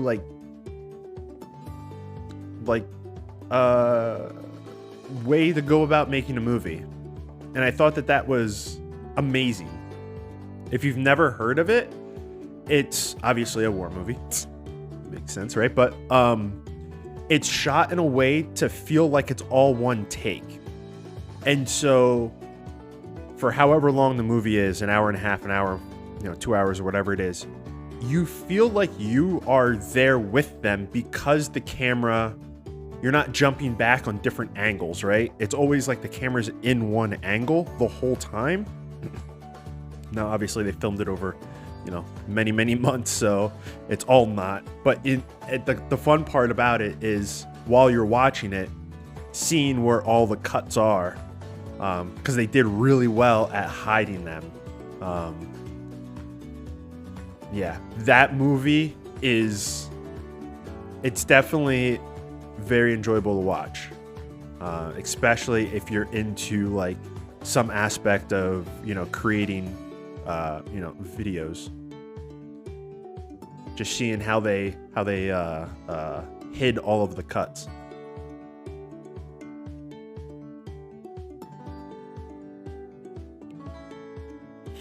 Now you're asking me to watch things that like I gotta think.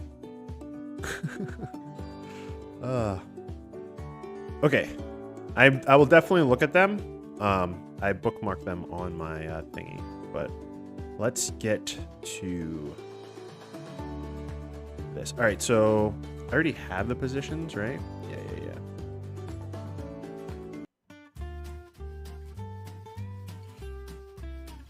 Germany. It is 11:31 there, huh? Good morning to you. All right. So I am right now taking a very old pack that I initially made for DaVinci Resolve 15 back in 2018, I believe. And I am setting it up. I mean, they all worked with the newest versions, but I'm setting it up with all the new features that have come out since then. So I'm not really creating much. I'm just kind of talking and just kind of working on this.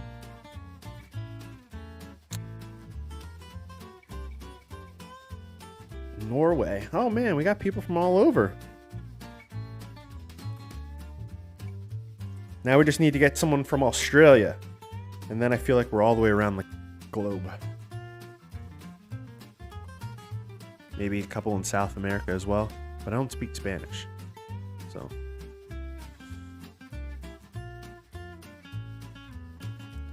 Okay, so we're just taking this and we're going to throw on a curves modifier with the duration and a custom curve. And then we are pretty much starting at 0. We're going to go to frame 31 because that's where our initial thing is. And we're going to make a little point and make that the amount.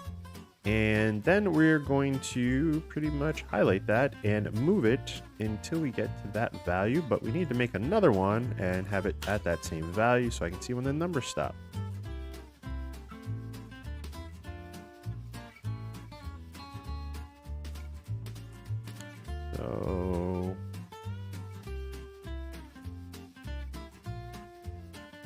So something like that. All right, that's good. And next, I am going to...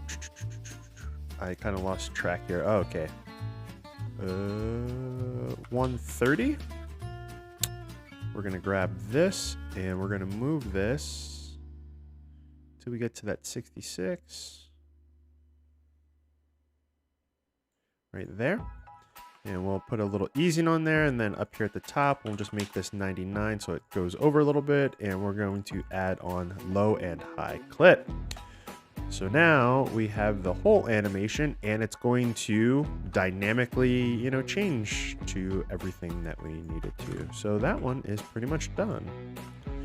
All right, so we'll just click on here and go to collapse, highlight that, come over into here, highlight and paste. Throw a little save on there, copy this, but we're going to switch this up to be group, highlight everything, bring it on over. Actually, you know what? I'm going to delete, and now add it in. So we don't get any crazy naming.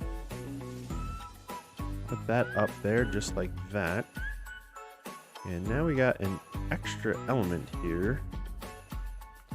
All right, so we got these two that have keyframes. That has a keyframe. This has a keyframe. This has a keyframe. Oh man, talk about a mess of nodes.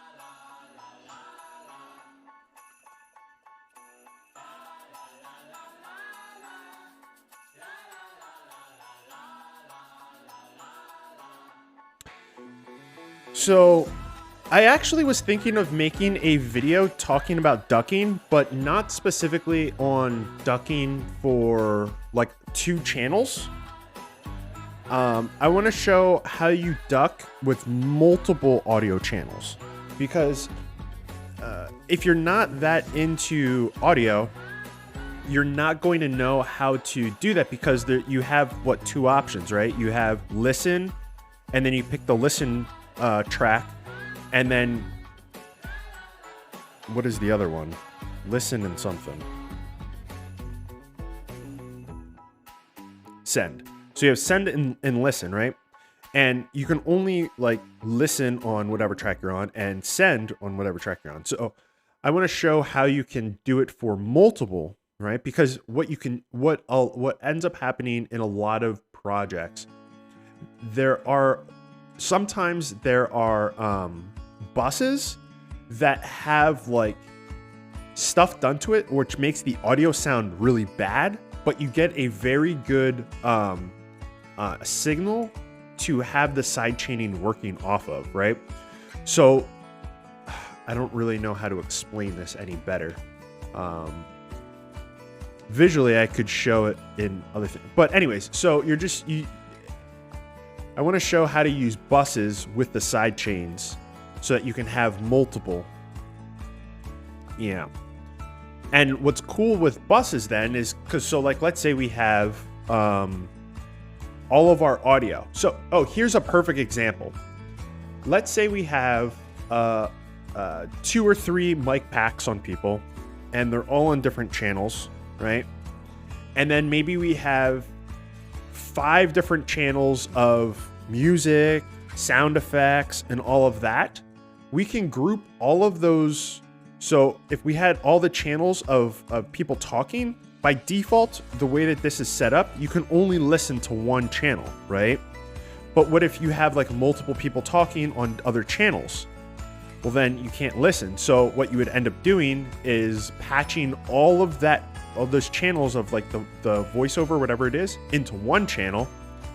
And then you would listen on all of the audio of, sound effects, music, all that stuff. You would add all of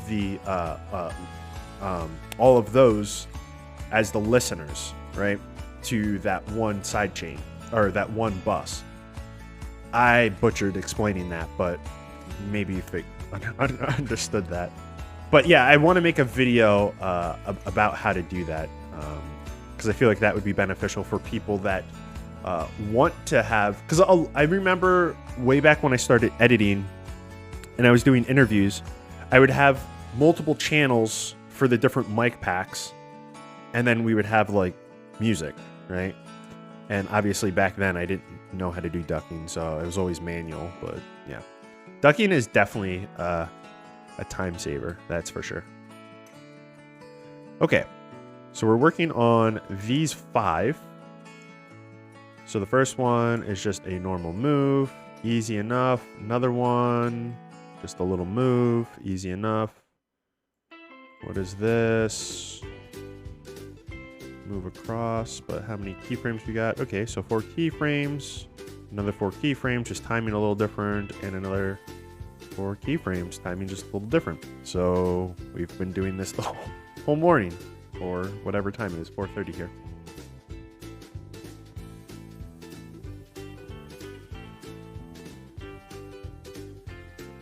Here's a question for anyone that's here. If you color grade, with the last big release, did you notice anything? Because I wasn't ready for it. And then I went into the color page and I went in the curves and I was like, what are all of these? I've never seen these before. What are these? And so they took the old drop-down list and they made them into icons going across. And the same way over here, this used to be like a drop-down list. That I was so confused when I see it. And I was like, what is this? Now I just have to get used to like what these icons actually mean, because I'm just so used to reading it. So a lot of times I just have to tab through it so I can actually read it. But yeah, I wasn't ready for that little update to the UI.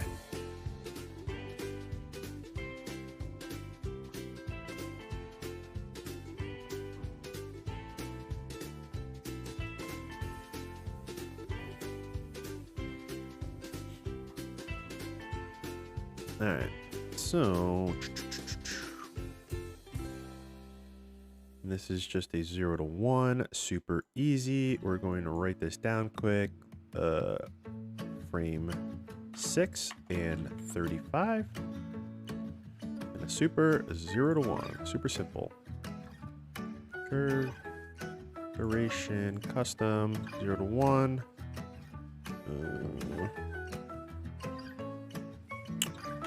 0. We're on frame 6.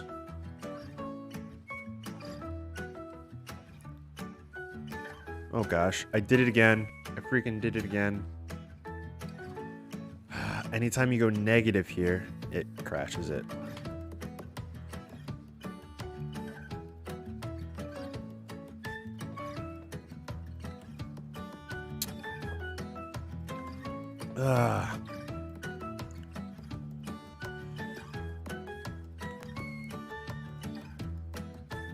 Damn, 1:30 in the morning and you're still editing? You're just as crazy as me.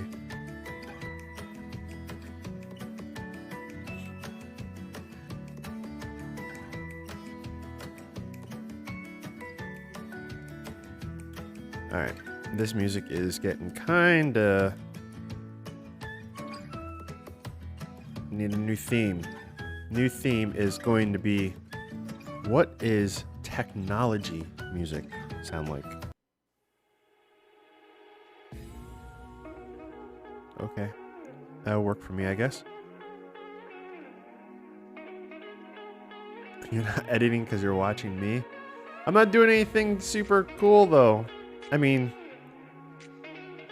I don't know. I don't call it cool. I'm just kind of...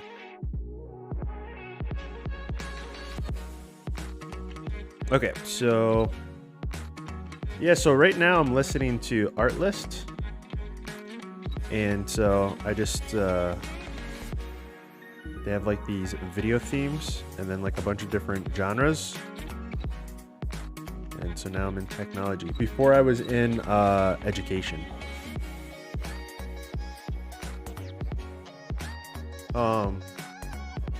Okay, I guess.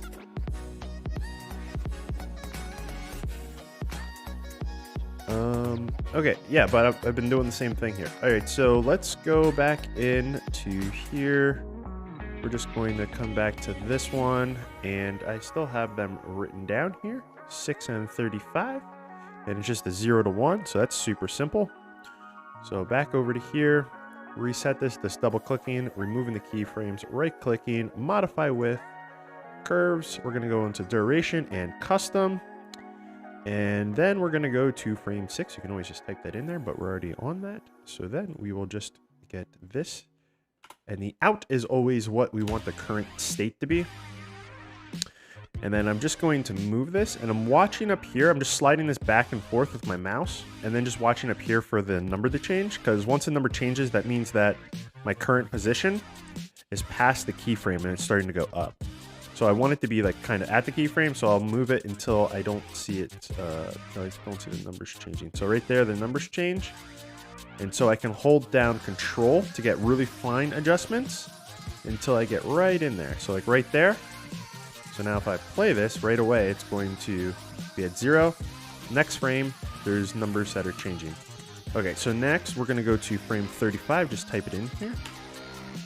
And then in 35, we just want this to be representative of 1. We're just going to click anywhere in here and just change the out to a 1, highlighting it. And then we're just going to do the same thing. We're going to move this until we get to a 1. And there's the 1. And I'm just going to back off, holding down Control until I, get it right there. So in the next, or the frame before this, it should be down. Then 1, next frame is 1. Obviously, you could stay in as 1 all the way across. So that's pretty much how we would do that. Obviously, I don't want it to be super linear, so I can go into modifiers. I'm going to highlight that top keyframe and hit F to add an easing. If I want to change these handles, I can obviously grab them, or I can just hit T, which brings up the easing controls and allows me to do that. But yeah, I'm just going to leave it just like that. So now when it gets to that end, it kind of, settles in. Hi, I'm doing pretty well. I'm just working on some old titles that I have. And yeah, that's just kind of talking and editing old titles and updating them to the newest version of DaVinci Resolve, because sadly, these titles were neglected for quite a while. All right, so this is just going to go up to 40. So it's just 0 and 40. I'm just writing that in my little thingy here. There's no reason why you would ever have to do this. I'm just doing it for because I want these to look identical to how they used to. And we're just going to go from 0 up. For some reason, this doesn't start at 0. I don't know why, but there's a keyframe before this. Wherever that keyframe is, I don't know. Anyways, clicking back in here, going like that. Same exact thing that we were just doing. Duration, custom curve. We're gonna make a random, make it a 1, and we're on frame 40. Grabbing that, sliding it over. And for some reason, it is not updating in real time. That's kind of weird.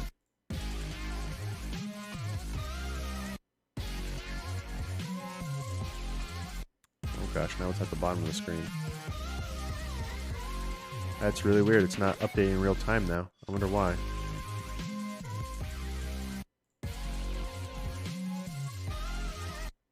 I have to let go and then it updates. Interesting. Wait, do I have to view it maybe? Maybe that's why. Yeah, that's why. We're just making this go to 1, and backing off, holding down Control so I get to right to 1. So if I go back and use arrow keys, it goes down. Perfect. And we're going to add a little bit of easing in there and just leave it just like that. Off to the next one. In here, 0 to 31, writing that down quick, 31, and then 130 to end. And then my middle number coming over here is whatever the heck that crazy number is. So we'll use that for that middle point.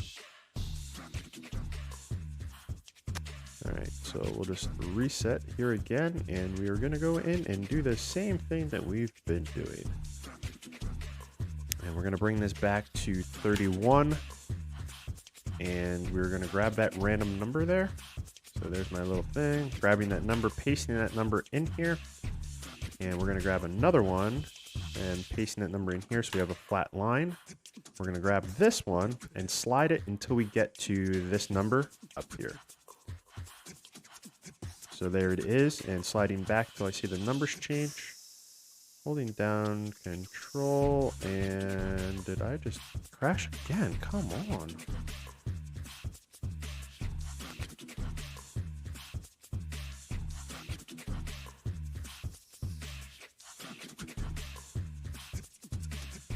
Do I know about anything about recovering data?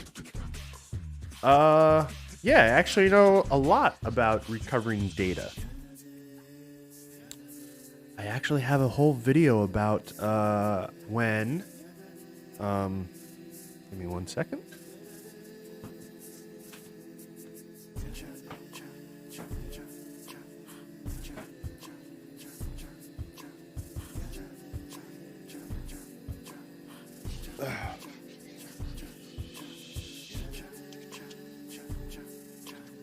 When I was using this camera, this is the Ursa G2, the 4.6K camera, and I made a video, and Blackmagic never wanted to talk to me about it. But I was having issues with a bunch of files that I had. They were all corrupt, and I went down this whole like rabbit hole of trying to fix it. I don't say to watch that video because it's just me frustrated, but what I would recommend doing, there are a couple different things that you can do. If it's like if you dropped it and it's like damaged, then there's no recovery. Like if it's one of those spinning discs and you can hear it like it turned into a maraca because the plates inside that are they're just broken, yeah, then good luck with that. But if you can turn it on and your like operating system can see it, but you just can't see the data on it, you can there are like a bunch of different programs online. I kind of watch what it is specifically that you're looking at, but there is shit, I don't know where it is. I have it somewhere. I have this like cloning device that takes 2 drives, you put them in, and it just clones every sector.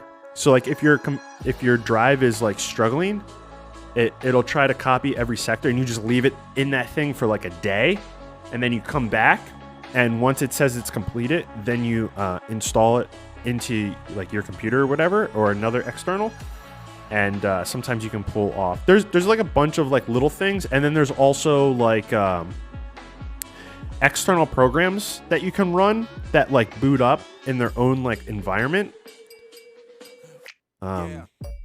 I wish I could think of like names of software that to specifically recommend you, but I don't really know off the top of my head. If you look up, oh geez, I don't even know, because these are really old videos from a long time ago. If you look up a YouTube channel called Lawrence Systems and look up like data recovery, I think that video, he goes over a couple of pieces of software, but you have to be kind of like tech savvy to be able to do it, because you're pretty much booting a hard drive recovery operating system on your computer, and it has like a bunch of different tools, because a lot of those sort of things aren't recoverable by like an actual computer, because the computer by an actual like operating system, because the operating system will just say like, oh, there's too many errors here, you know what I mean, and then just say like, oh, it's unrecoverable or not responsive and stuff like that. So there's like custom made software that you boot up, and yeah, anyways, that was a long rant that kind of didn't answer any of your questions. But yeah, I think it's Lawrence Systems. and then just look up like data recovery. And I think he goes over a couple of different tools. Depends on, yeah. Well, so if it's a disk that has like mechanical like things in it, so if it's not an SSD, obviously, and it drops, that's going to be super hard because you probably messed up one of the heads that read the disk. And yeah, people pay lots and lots of money to get those replaced without having the actual drive itself. Yeah, I don't know what to tell you. I'm sorry. Yeah, if it's a mechanical one, ugh. Yeah. It'd definitely be very expensive for mechanical stuff. I remember watching like videos on how people like replace. Actually, I think there's a video on. No, there's a video on Linus's channel, like the Linus Tech Tips channel. And if you look up that, like data recovery, they actually go to a data recovery facility that's all they do. And they talk about like the different tools and stuff that they use. Yeah, and they use like clean rooms and stuff like that. But yeah, nowadays, the only spinning discs I have is my NAS that's in the basement that never moves. Those are the only spinning discs I have. Everything else uses SSDs. Like even this. I thought that this was like the best thing since sliced bread because cameras that are in this range of cameras typically have like very specific like storage that you have to buy, and it's like crazy expensive. But this, I think you guys can see this actually here. This just has a normal SSD. That's why I love Blackmagic, because they don't make things difficult. You can just go get normal stuff.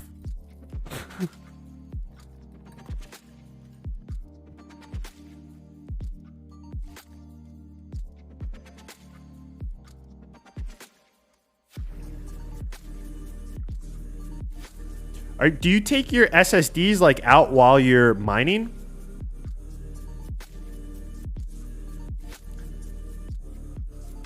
Because I don't know why I would need a waterproof SSD. Are you like editing in the rain?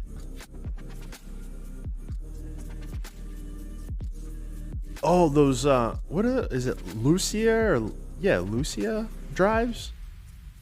I think like those are like water resistant. Lucia? I think that's the name of the company.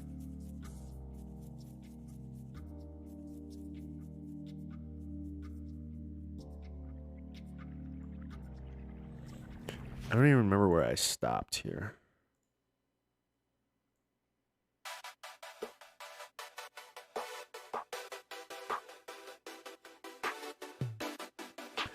So, do you have a camera that records onto those?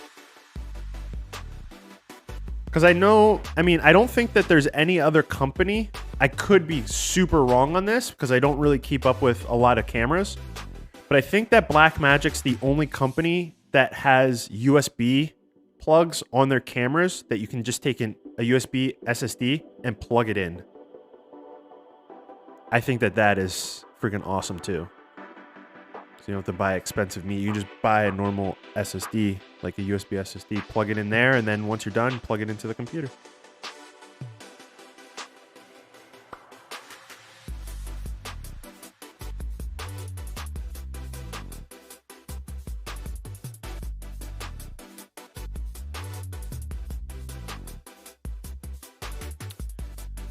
Element 3D, don't you have to pay for that? So Element 3D, let me make sure I'm before I get anywhere, I just want to make sure I know what I'm actually talking about. Okay, yeah, so this is a video copilot plugin. So No, they're not the same. They're very different. Element 3D is like a lightweight 3D tool, where Fusion is a compositing tool. So Fusion has the ability to do a lot of things, and Element 3D doesn't. But Element 3D has some stuff, because I believe that Element 3D has ray tracing, and where Fusion just has like very primitive 3D stuff, like just enough to get you by. It's definitely not something that I would personally use. I would rather use like Blender if I have to do anything specific in 3D. So if there's something specific that you use Element 3D for, I would just stick with that. Yeah. Because I've definitely seen there's a streamer on Twitch. Well, he's not on Twitch anymore. I haven't seen him on there in a long time. But he makes promos for NBA basketball games. And the company he works for, they do everything in Element 3D. And I was like, oh, that's pretty cool. It's a cool workflow. You do everything right in After Effects. He's like, yeah, dude, it's just super quick. The only issue is that you need to have like a workhorse of a machine. All right, so did I write these down yet?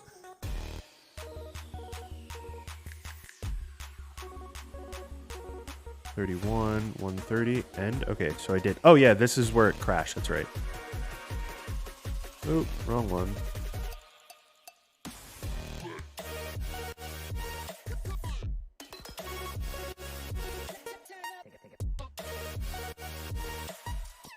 Yeah, it's referred to as spinning rust because they're so slow, but yeah, mine don't ever move anywhere. They just sit. I think I have I know for a fact I have a video of like all my storage. That's a new video that I need to do. Like my whole storage situation. It hasn't changed a lot, but I just want to refresh it.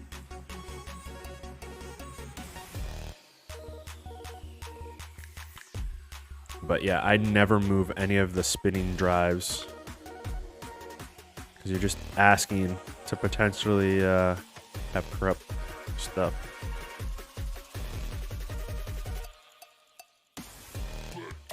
But I always will recommend people buying spinning drives, because price per gig or price per terabyte significantly lower, and that's why my my storage server in the basement is all just spinning drives. And then what is this? This is 130.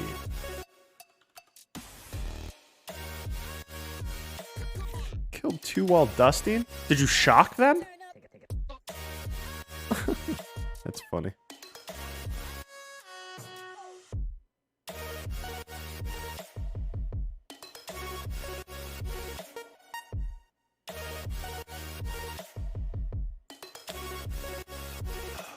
This is very frustrating. I don't know why it keeps doing this.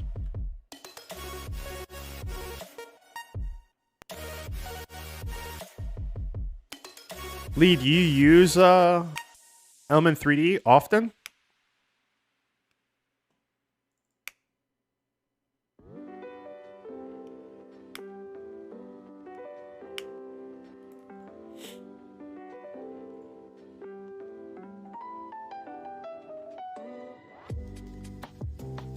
I think I can show you guys. Hold on a second. Let me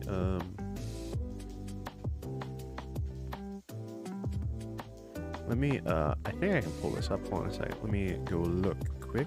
1029 1 2 root. I'm using a piece of software that's really old. They've since updated it quite a lot.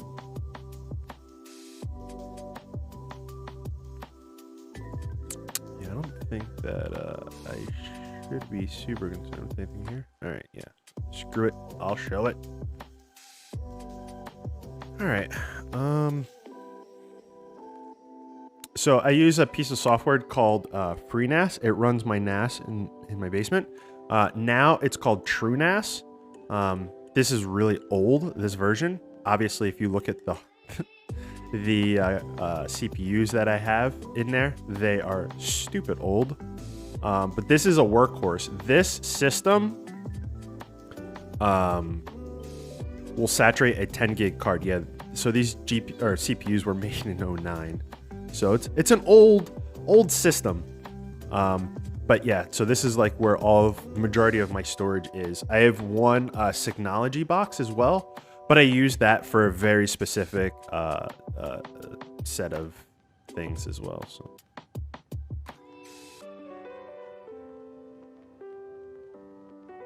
Oh, my that server is all spinning, and then I have to make a whole new video about it. But yeah, it's all spinning, but it's like a whole bunch of drives that work together for the speed.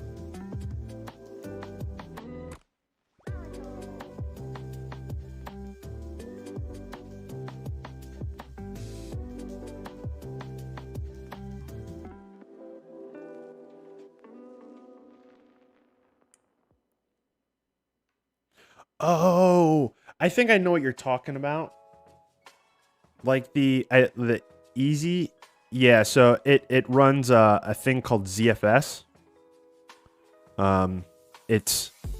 Listen, the open source community is amazing. My server is using a file system that has costed over $1 billion, and I run it for free. It's called ZFS. There's tons of information on the internet about it. It's used in like very big enterprise environments for data, integrity. A big thing that you typically have once you have a lot of media and you don't access it all consistently. There's a term called bit flipping, and that's where you might have like a video on your on a hard drive and it doesn't like get accessed very often.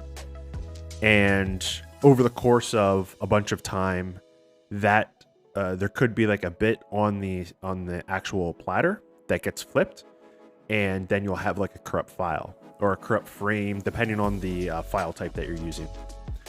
And that system every week looks through everything on all of the drives, and if there's something that isn't accurate, it has a lot of very smart people made it, but it has a lot of tools that it does on its own to make sure that data integrity is like the biggest priority. And then there's a lot of different things that you can do because they are a bunch of drives rated together. You can take like normal drives that, might read and write at like 120 megabytes per second, let's say, and you get enough of them to work together that you can saturate what I have is a 10 gig infrastructure. So 1 gigabyte per second that then comes to this editing machine. And then I edit with that way faster. Nowadays, you have like NVMEs, which are like, 7 gigabytes a second. But obviously, the more speed you get in a device like that, the more expensive they are. So sticking with the spinning drives that, are kind of like proven at this point. Yeah. So at some point I'll go over all of that because that's the kind of stuff that I really like, that I tinker with. Will RAID help with, so yes and no. In DaVinci Resolve, when you're using it, there's so many different processes going on. So many different aspects of your computer are doing different things. And so you have to look for whatever the bottleneck is. So it's like, if you have a Toyota Corolla and you put race fuel in it, it's not going to go that much faster because it's not that powerful of a car, right? Vice versa, if you have a supercar and you put very shitty gas in it, it's not going to perform like the motor should, right? So you're always going to have different aspects of your system that are going to be the bottleneck. And in a perfect world, you have all of those bottlenecks like leveled out, so you're getting like almost everything is being utilized.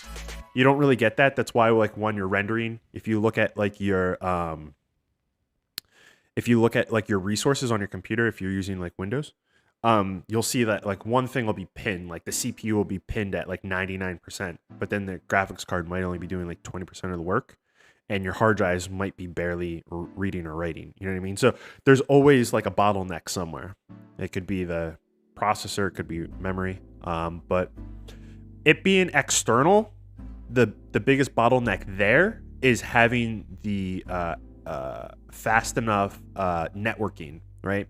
So the server is obviously in the basement, so connecting to my workstation, a normal like Ethernet is just going to be 1 gig, right? So it's 128 megabytes a second.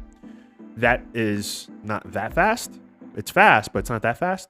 Compared to like 10 gig, which is 10 times that, which is 1 gigabyte per second. So, yeah. Hopefully that made sense.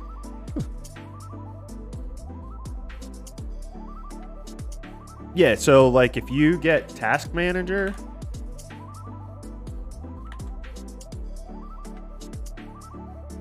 and then you can do, so if you have Task Manager, you can just go like this, and I have a lot of Ethernet. Let's not worry about those. But you can see like what your resource, does this stay on the top? Damn it, it doesn't. Anyways, I was gonna say I'll start using it, and we'll see the resources go. But yeah, so this computer has like almost no hard drive space at all. It really doesn't have much hard drive space at all. Everything goes through my network. Yeah.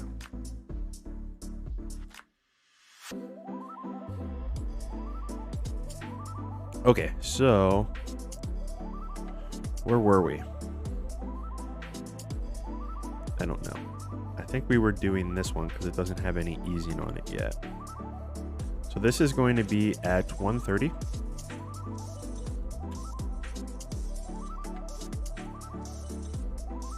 You're fine. I mean, if I needed to get this done in a timely manner, I would just not be streaming, right? So I'm obviously streaming for a reason. So you are perfectly fine asking all the questions you want. I'm not bothered by it. If anything, I prefer it. And especially when it comes to like networking stuff, I am a very I'm really into it. So anytime that I can tell people about, you know, things that I tinker with, I'm all for it.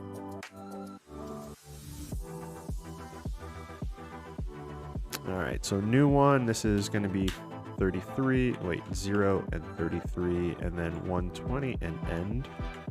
120 end, and then what is our crazy number that we have in the middle? Whatever that is. Okay.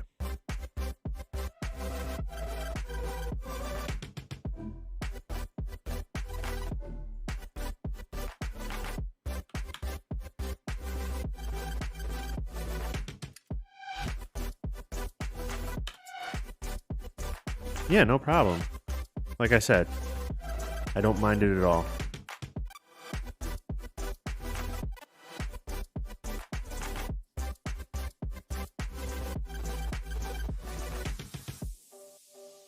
For a second, I was like, why isn't that updating again? But I just have to have it visible. All right.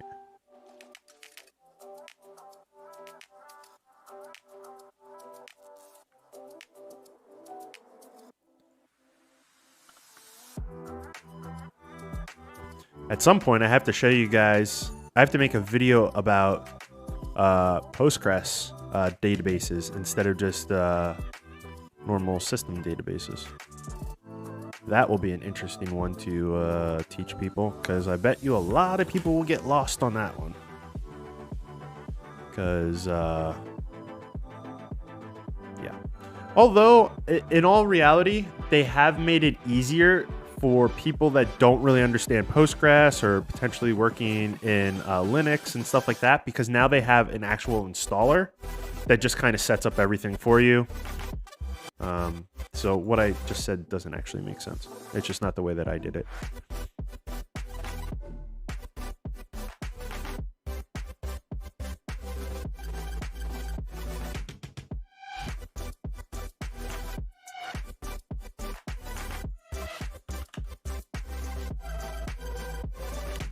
All right.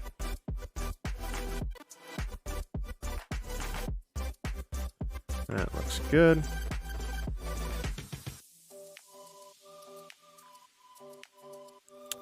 Frame 8, 0, 8.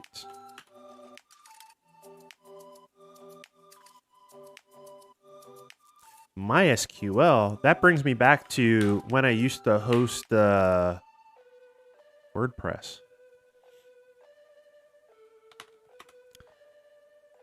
I mean, I didn't really know a lot with it. I just used to use, what is that called? cPanel? That kind of is like an all-in-one, like, easy way to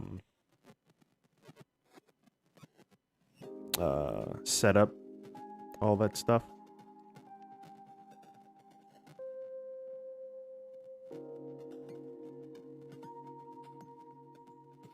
All right, we're going to grab this and put that right in there, and then we can do this one.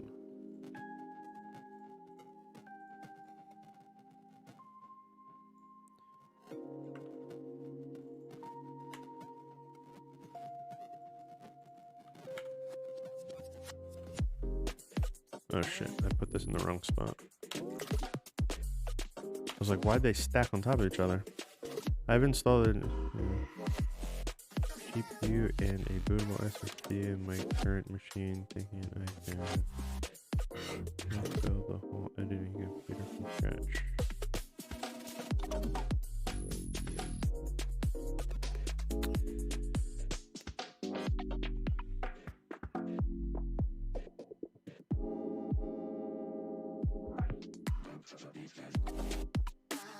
Making a computer really isn't that difficult, and there's tons and tons of videos nowadays on like how to do it. And there's like, obviously watch, you know, the bigger YouTubers on how to make that or how to make a computer, but in all reality, most aspects of a computer are pretty plug and play. There isn't too much that you can plug in the wrong spot. Mostly. Because a lot of plugs that you're plugging in are keyed so that you can only put it in a specific orientation. There's a couple of like front panel stuff that isn't keyed, but most of it is. The only thing that you might do is not plug something in that needed to be plugged in. And then 9 times out of 10, if it does have enough power, you'll get just BIOS beeps. But you could definitely do it. It's not that difficult to do. And you end up, you know, saving money because you're putting it together instead of someone else. Or some companies, you know, will charge you, you know, a couple $100, anywhere from like $3,000 to $1,000 I've seen. Okay, so I am doing the first one, which is 8. And then we are taking this over.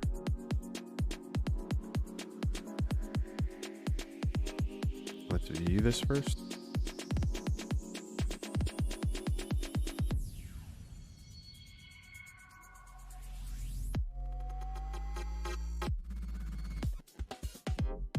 The focus is real on that one. All right, and then 124.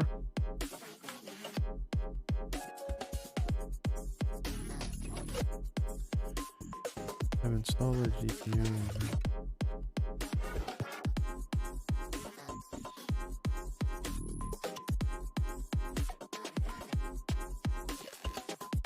Yeah, it's not that difficult. You could definitely do it.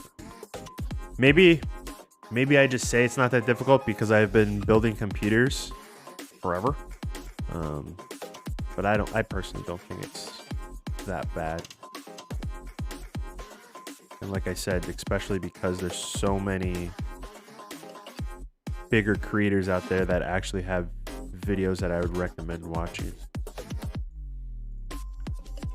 And a lot of the motherboards come with pretty good instructions on how to properly set up everything.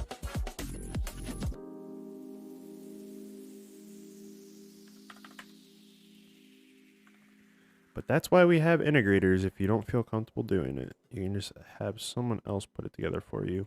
But you know what the weird thing is? Nowadays, if you don't have a GPU, it's almost better to go with a pre-built company, like a company that does pre-builds, because you'll save so much money because of the GPU market currently.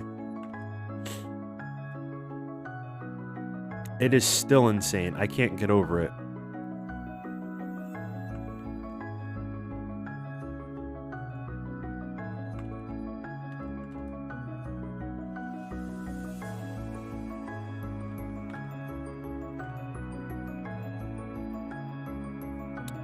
Oh shit, how do you do, I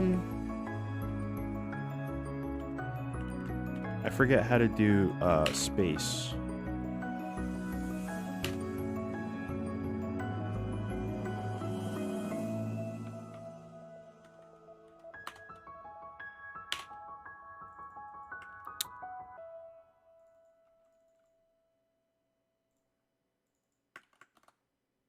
It's like N or something, right? Yeah. Okay, so \N.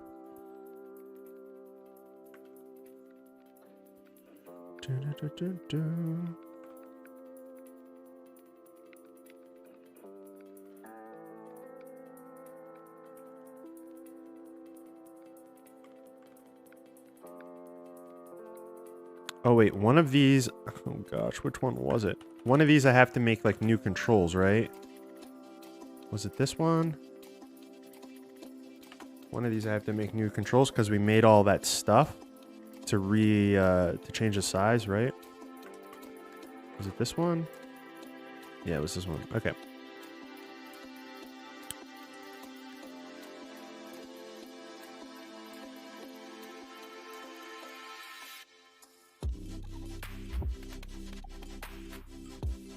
What was that about the GPU market? It sucks. And I hate it. I want to be able to go into my local store or go to any website online and just buy a graphics card at a normal price. It's very frustrating. And I don't have anything to drink. I hate it.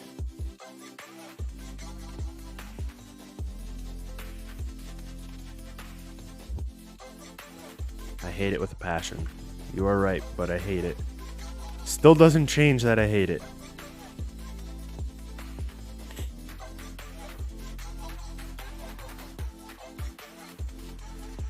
Ugh. Okay. So I have to do this part like on my other monitor because I need two monitors open for this, so I do apologize. But I'm just going to quickly create these two tools that we made. So this width, because there's two of them, obviously. We want this second width to be displayed on here. And then we want to have this height displayed because we can now change the size of these, right? And it's all dynamic. We just need those two controls to be displayed. And so how I do this is here are all of the inputs. All I'm going to do is just add those two in. But I need to be able to like read my other monitor like while I'm doing it. So I do apologize for not actually like being able to show it.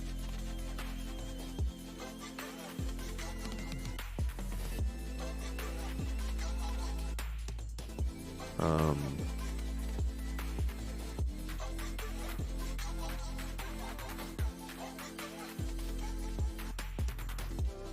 what was that? Height?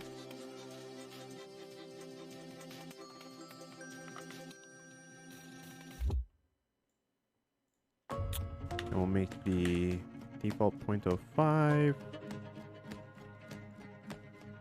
And then we'll add another one. And the other one. Ooh, this one is with 1. That's what we did. Right?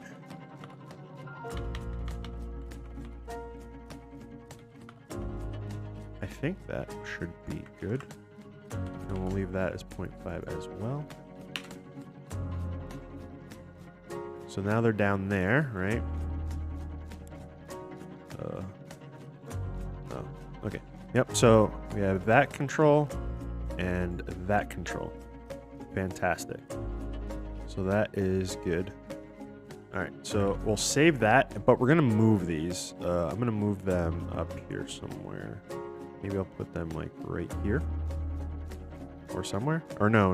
Let's put it like right in between here. I'm just going to move them quick. I wish I had another way of showing this other monitor, but I kind of don't. All right, so that is background color. What is background color? What are these? 12. So here.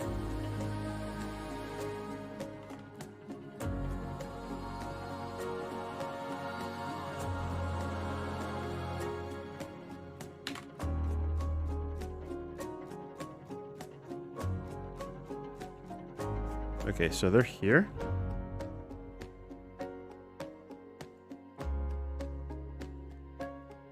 I kind of don't like that though.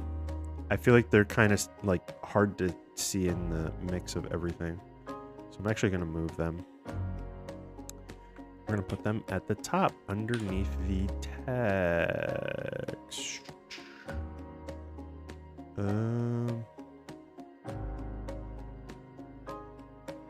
Yeah, after right before the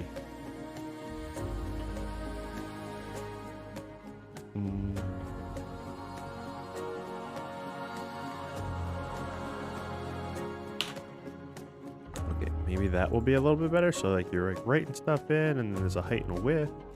Okay, perfect. It is great. So we save, and I don't think there's anything else that I need to do. The only other thing that I need to do is just remove this 30 in all of them. And then I think I am done. Macro. And then I need to test them all. Oh, I also have to make thumbnails.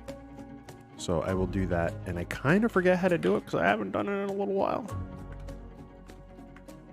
All right. So that is good on that front.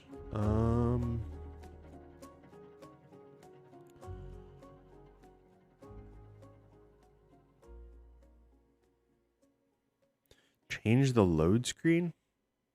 I don't think so.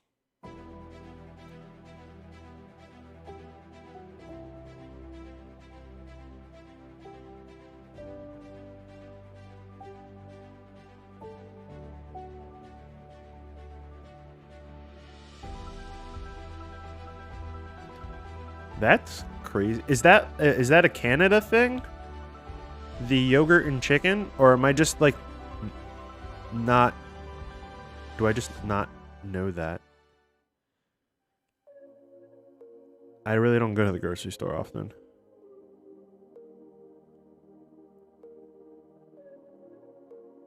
I remember the gasoline thing, and I know that there was like really high gas prices here, or there still is. And then I remember maybe a year ago or something, there were like people putting gasoline in bags.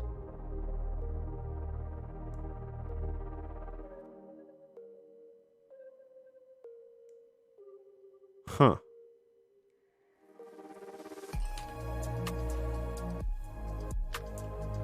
Okay, so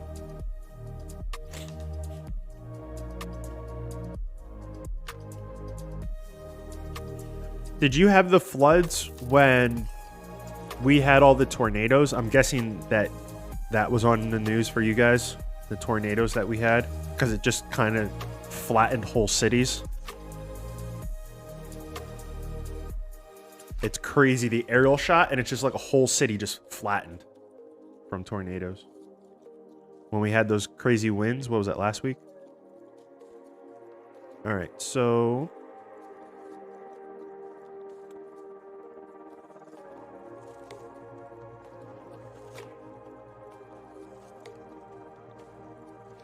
oh, okay. Yeah, we just had that like last week. That flattened whole cities. Okay, so we're going to now create the thumbnails, and to do that, I don't remember how to do it exactly, but I'm just going to get like halfway points. Ooh, hold on a second. Save as. We're going to put this in here. Products, titles, live. Oh, no. This isn't where I want to put it. I want to put it in the get repository. What am I thinking? Come on, man. Get. And then modern news. And, ooh, shit. They might not want to be in here either. Whatever. It's going to go in here for now. Can I do PNGs? I don't remember. I don't remember at all. But for now, we're just going to put it in here, and this is going to be title 1.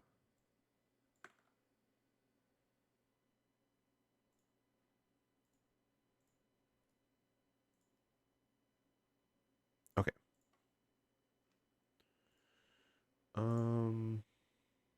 Did I play everything in the technology category?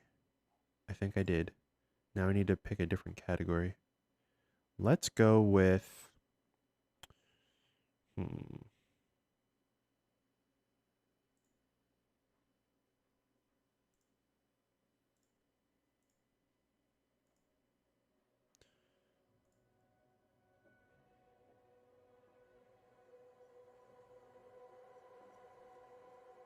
don't know.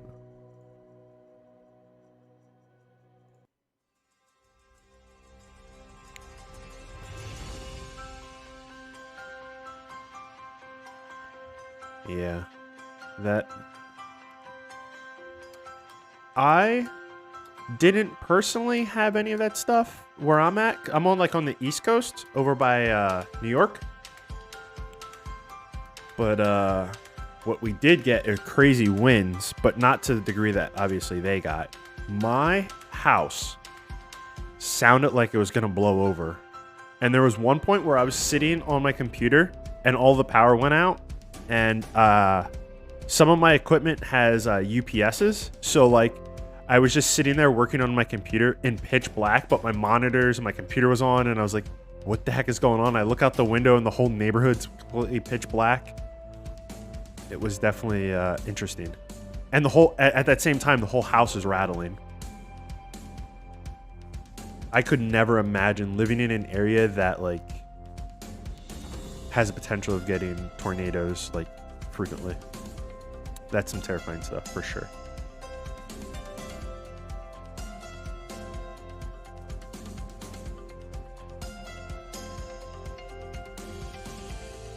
So where you're at, do you have like pretty normal seasons? Or are your winters just really rainy?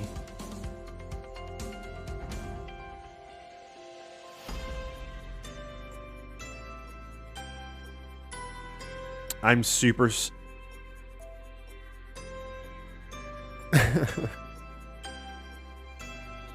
I'm super excited for us to start getting snow.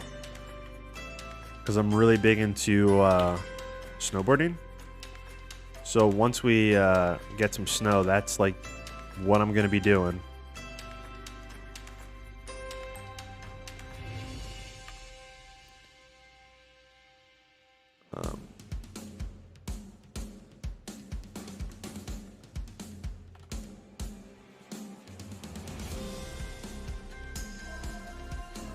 I feel like I'm at like a religious event with this music on.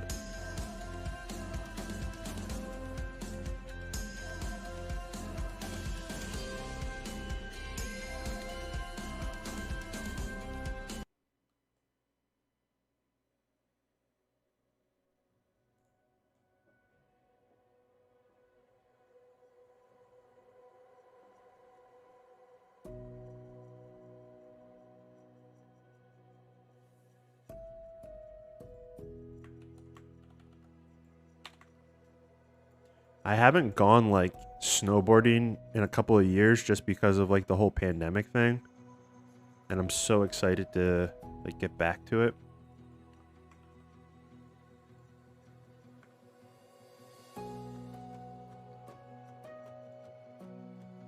So I have to change the size of these, but I don't remember like what the size is. I'll have to look at my old project.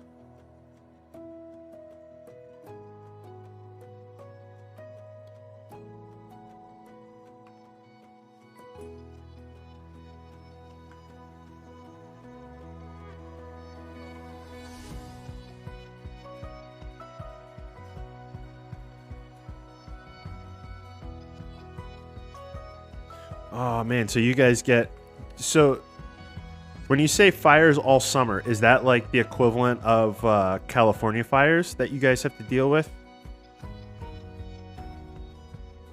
Because that's a whole nother thing. Like I want nothing to do with that too. When I knew that if I ever heard that like fires were coming my way, every tree that is remotely close to my house is getting chopped down with the chainsaw. I'm gonna go down to the store and buy a chainsaw and chop down everything.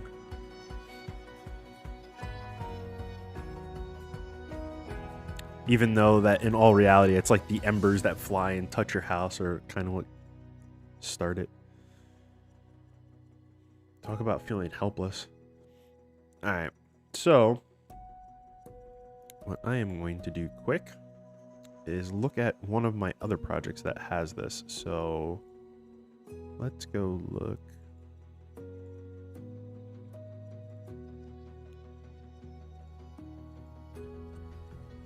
So if I look at Select Transitions Pro is the one that has it. So I have a UI thumbnail. Oh, and I also have a project file that I made them with. Interesting. See, sometimes I am good at like making sure I save everything so I can come back to it. Okay, so these are very small because look how pixelated this crap looks. Okay. So I think I'm going to keep the corner thing, but now I'm going to save this into hold on one second. I'm going to save this into a different location quick and put this over into the titles so that I can have this in the titles area as well. So modern, why don't I have this in alphabetical order? Come on now. News, what the heck did I call it? UI thumbnail. Okay. And then this is going to be 2.0, and this is going to be called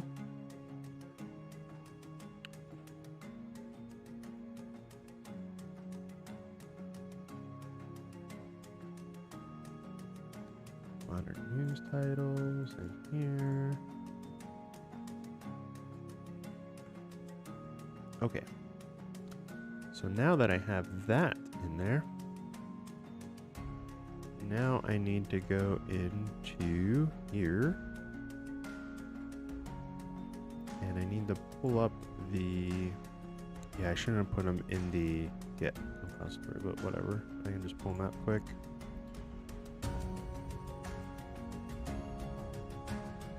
We're going to come back here. We're going to go into titles and then go into in here and then in here. And I'll just make one called big. And then I'm gonna take all of these, we're gonna cut this and paste them in here. And I just noticed I can have a transparent background, so it's good that I saved them in this way. I will now bring them over. I think I can just copy them all in here, right? Icons. Okay, we don't need this group anymore. Actually, you know what? We're going to keep the group, but then delete everything in the group. How about that? Aha. And then I think I can take these and paste this in here or something. Is that not how this works? Just drop them here. Okay. We can drop them there. I'll put them in here. Alright. Now we got them in there. I only copied one in here. What the heck? What is going on? Come on. Why is this being so frustrating? Oh my gosh. Okay. Now they're all in here. Talk about a piece of software I don't know how to use very well. Okay, we're just going to make them all small and then come in here and do that. And I don't see anything. Why don't I see anything? Why don't I see anything?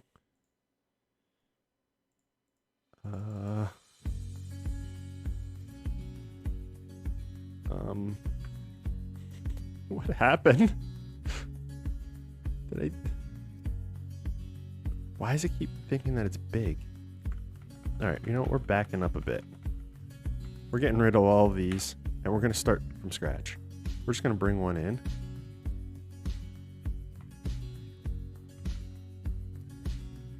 Is there anything in here? Oh, look at that. There is. Okay, cool. Go small and like that. Look at that. Alright.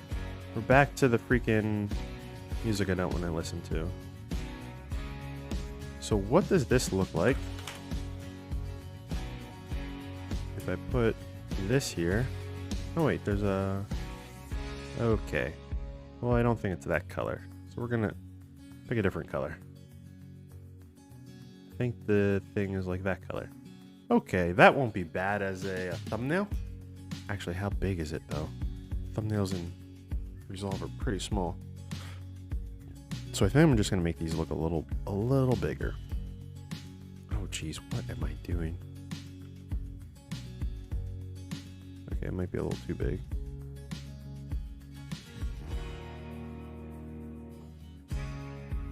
Maybe like that. I think that gets the idea across a little bit better. Where did my pop-out chat go? I got too many things open now on this other monitor. There we are. All right, so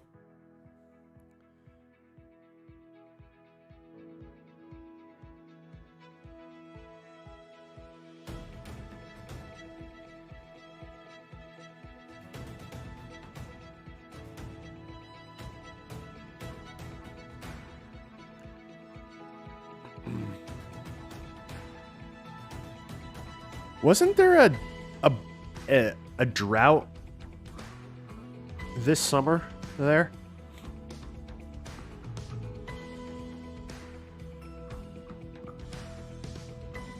And don't ask me how I think I know that. I watch some random stuff on YouTube. Some very random stuff on YouTube. Alright, yeah, we need to change this whole category.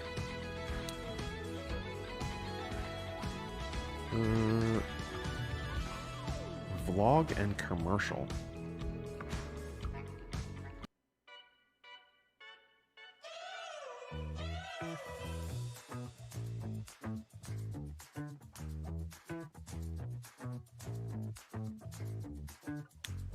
Okay, so that is one of them. Great. Now we got to pull in another one and do another one.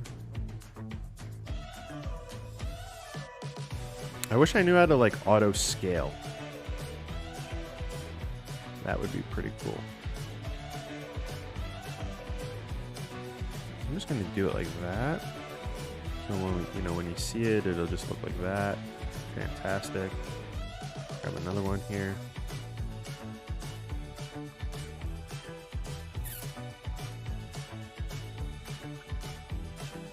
If anyone knows how to use Infinity Photo and you have better ways of doing what I'm doing right now, please let me know. I just know enough to get by in this program.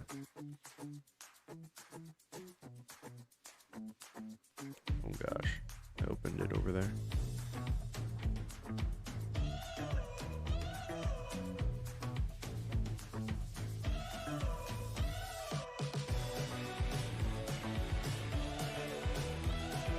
Yeah, there's a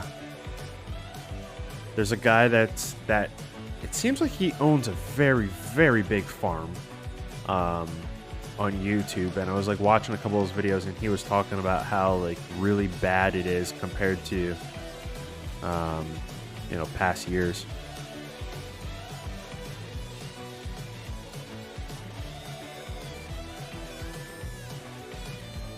I need better music.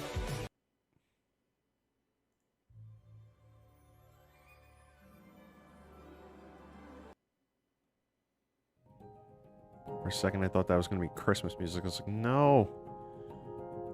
No, please no.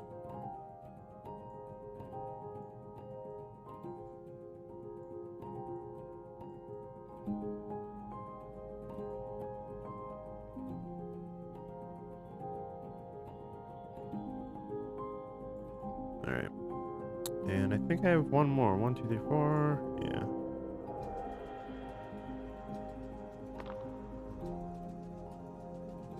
So if you've never seen this program before, it's called Infinity Photo, and think of it like the DaVinci Resolve version of Photoshop, where you pay one license fee and then you get all the updates. Every version update that they have made so far has been free, and it kind of works the same. And yeah. Alright, so now that I have these, I'm going to quickly hop over quick and just save one. Hopefully it goes in the right spot. Oh, geez, what do I have to save it as, though? What kind of file type? Well, let's look over in my...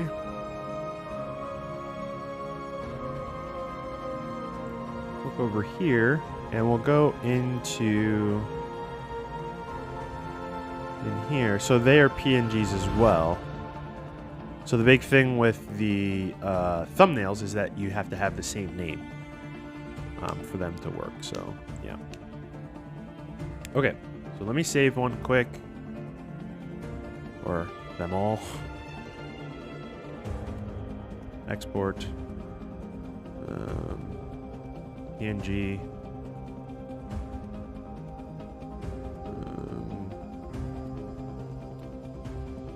Go into docs, get modern news.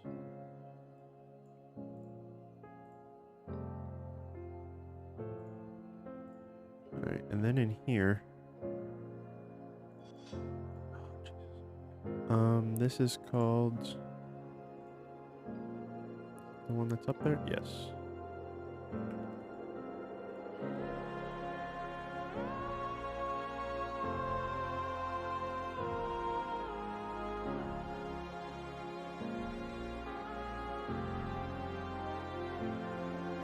This one just called 1.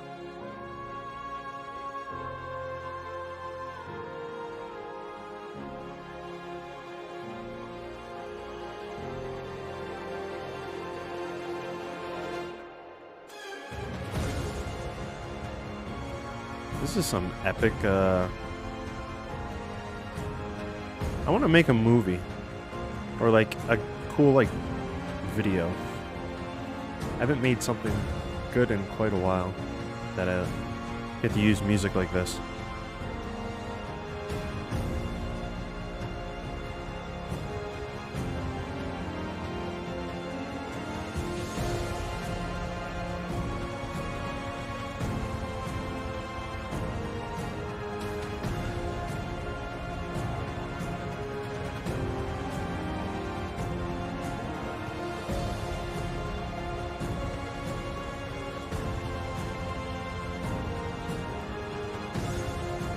Can I save this one? All the work that goes into updating a pack. Okay. So, now that's done. What is the next thing I have to do? So now they're all here. I need to remove all of these 30s. I don't know if I can do that from here. Can I rename this? Oh, I sure can. F2.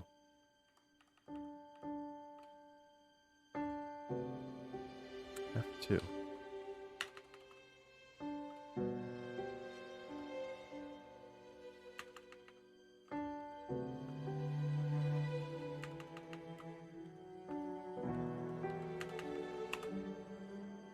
Okay.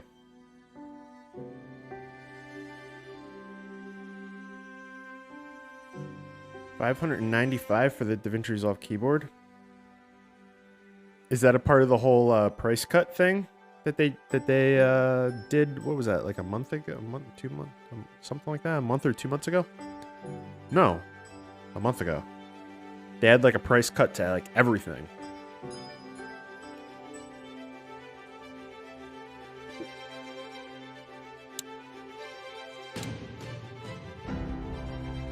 This is my DaVinci Resolve keyboard. Can I show this to you guys?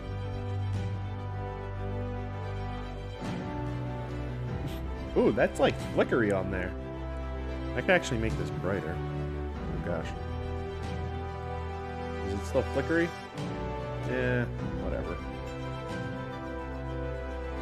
That's my DaVinci Resolve keyboard. It's not really a DaVinci Resolve keyboard, but the keyboard I use.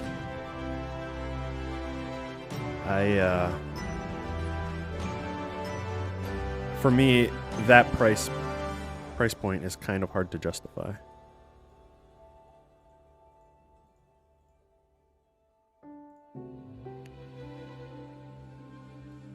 Yeah.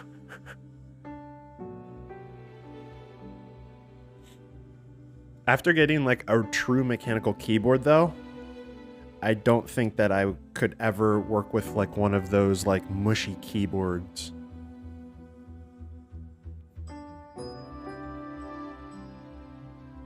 Well, I mean, there's tons of controls. So for me, I personally can't use any of that stuff because I've been editing for so long with this workflow. Using a mouse, using a keyboard, using a Wacom tablet with the pen, right? So I can't really, it would be hard for me to add one of those, and it would be like extra work to get comfortable doing that, and I don't know. I you know, after over a little bit of time, I could probably figure it out and get comfortable with it, and you know, become proficient. But yeah, I don't know. For some people, it probably works amazing and it probably, you know, made them more productive, but it's kind of a hard sell for me. All right, so what do I have to do at this point? I don't actually know. So I think I'm going to next go into that folder. I'm actually going to duplicate it into a different folder. So I'm going to make a new folder here. Make a new folder here. And I'm going to make this 2.0 because that's what this new one is. And then from here, I'm going to open up another one. And we are going to go into where I have all of this stored now and get, and pretty much copy it over here. So I have it in 2 locations. Wherever it is. Okay, here it is. Copy, paste, and then we take all of this.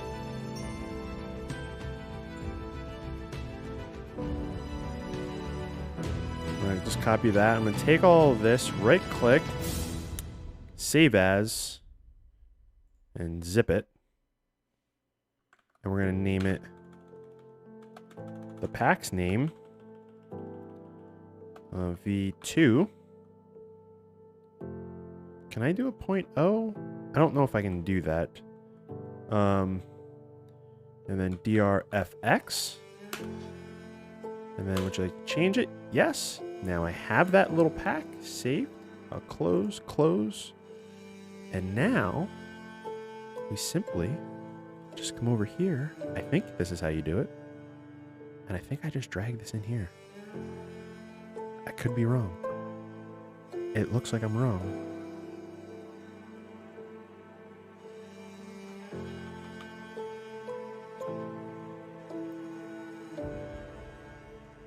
I'm definitely wrong. Maybe I just double click it. What happens when I do that? Oh. Unable to install.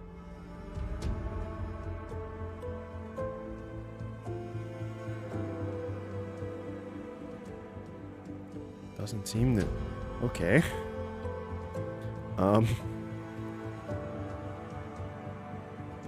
Why isn't that working? Let me copy this to my computer and not have it on my server, because that might be an issue. Paste. Double click again. Okay, so maybe this .2.0 thing is what's doing it. So I'm just going to do .2.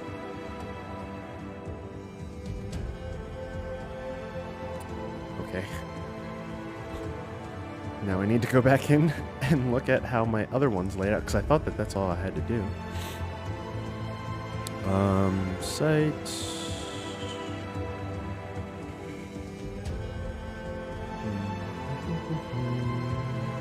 Transitions. Pro 1.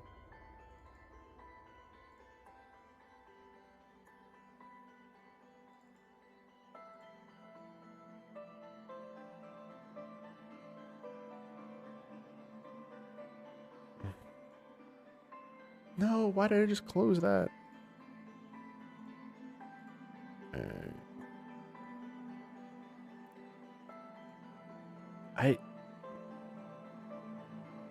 I'm so confused.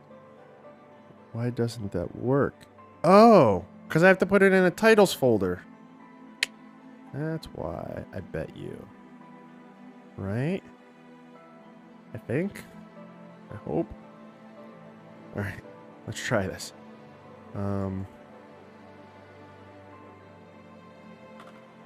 Titles?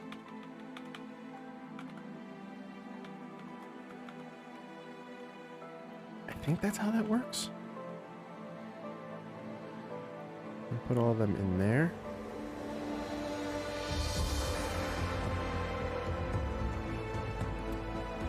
We will figure this out.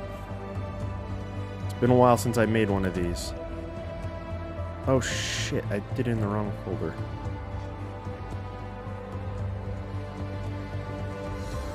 Hold on.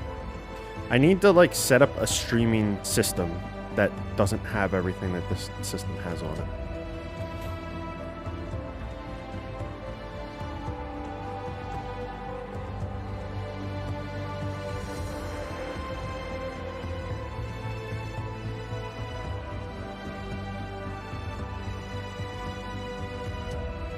No. You can use a lot of different things. So I have back here the balls. Oh, that sounded very weird. But I have like this panel. Now, obviously, this is a Blackmagic one, so it works, right? But if you go to, I think it's Tangent. I think that's the company. They also make panels, right? Because there's a lot of different, well, there's not a lot. There's 3 different primary pieces of software that people use to color grade. Base like DaVinci Resolve and Adobe Premiere. Adobe Premiere. Yeah, Premiere. So those are like the 3. So there's companies that make the hardware. So there's this. I'm trying to think of like other hardware. Oh, I use my Wacom tablet. That's obviously not a DaVinci Resolve only thing. You can also go to, I think it's X Keys. X Keys has they have like a bunch of different like key layouts that are like mechanical keys, and then you can use like I don't know. I've gotten emails to like promote different like pieces of hardware, but I look at it and I'm like, why would anyone want to use this? Can you use mini controller to move sliders?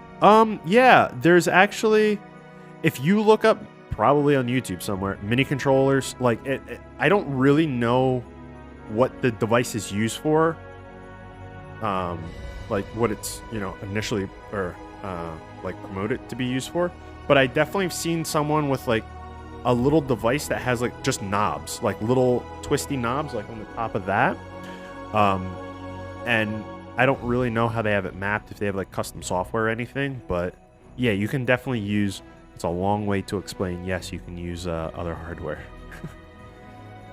All right, so we're going into sites, products. With the bells in the background of this song, it definitely sounds very holiday-like. And then we're gonna go into titles, live, and then modern, wedding, or news. And then we're gonna delete this one, right? Yeah, because that didn't work, obviously. And then I'm just going to put in here titles.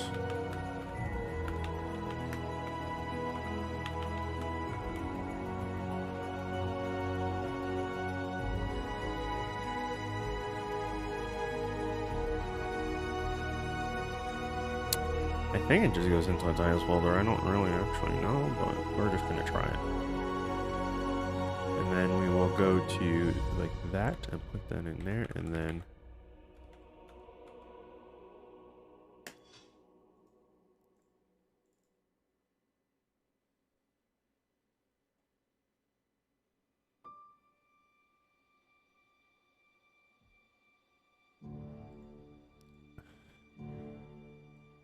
come on.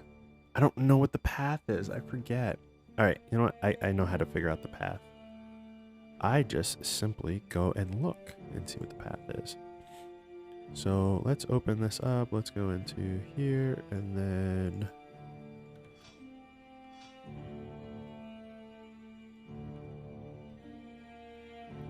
DaVinci Resolve. And we're going to go into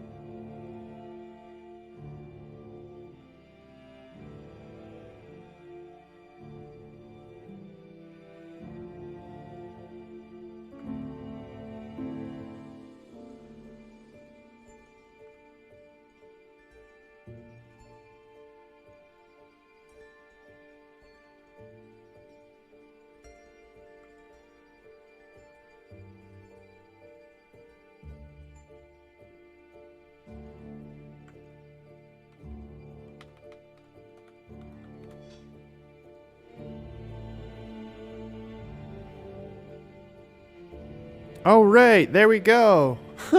Finally. This will add the bundle to the effects library. Modern. Okay, cool. Now add it.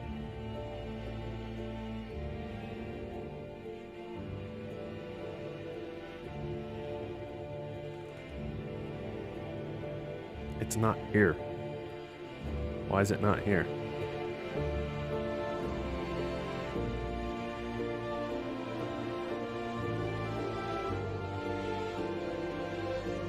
Is it because I already had like things in here that were like similarly named?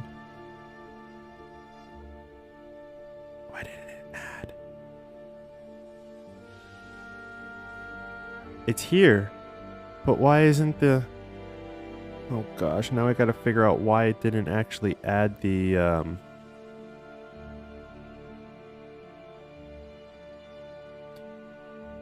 Alright, well,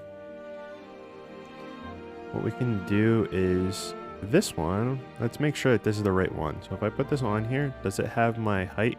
Oh, it does. Okay. So that's the right one, but why isn't the... Oh my gosh. I just realized why. When you need to make them both the same, make sure you make the spaces the same as well. Oh boy. Okay, so I just need to rename these quick.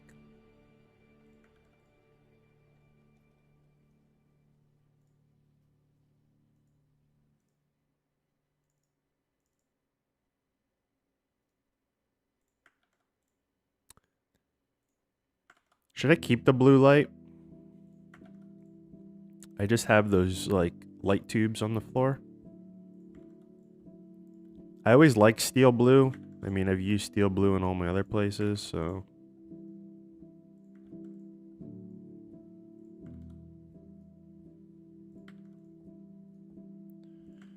All right. So I'm curious what happens when I add another one in here. The other thing too that I guess I can do is I can put them in a folder, right? So I can take this. We can go in here. Look at this. We're learning. So I can go into here and I can add like the folder, right? And I'm just going to put the spaces in there. Typically on like my server, I don't really put the spaces, but I just take all of this and then put that in there. And then that's a folder in this folder, which is then in this folder, which then is this folder. So we'll take this and we will actually get rid of this, right? Remove that. And I actually want to go back in here. I'm just going to grab this name. And then we're going to come back to here. And then I'm going to go in here, do that. And then DaVinci Resolve FX. Yes, I want to change it. All right, so then if I double click in this, my DaVinci Resolve, it says, okay, do you want to install? And this obviously isn't going to work either because I want to put my name on it. You're going to bed? All right. Well, I'll probably still be around. But, oh gosh, I'm not sharing my screen. I do apologize.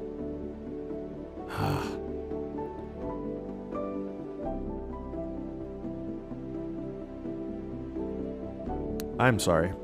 I just added in. Hold on. I'll show you what I did. Damn it! I need to move my, yeah, I need to move that screen like up here so I can see it easier. So I had to make these folders. So obviously it has to go into the edit folder, which is in the DaVinci Resolve templates folder. Has to go in the edit and then into the titles folder to end up in this titles area. And then from here, and then so that we have it in a separate area, it's then going to be in the modern news titles. And then in there, we're going to have all the titles, right? So then now we have them over here. And all the work that we did with updating this pack, we will now, be able to come into here, and let's actually throw a generator behind this.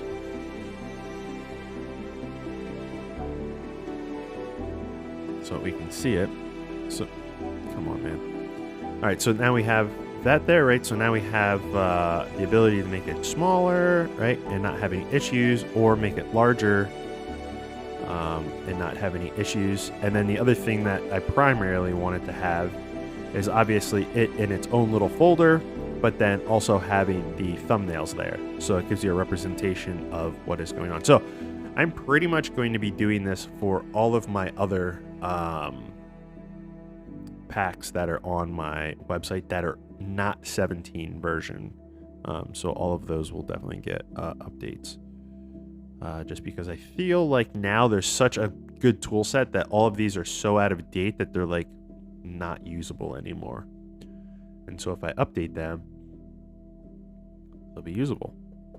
So I kind of achieved what I wanted to for this stream.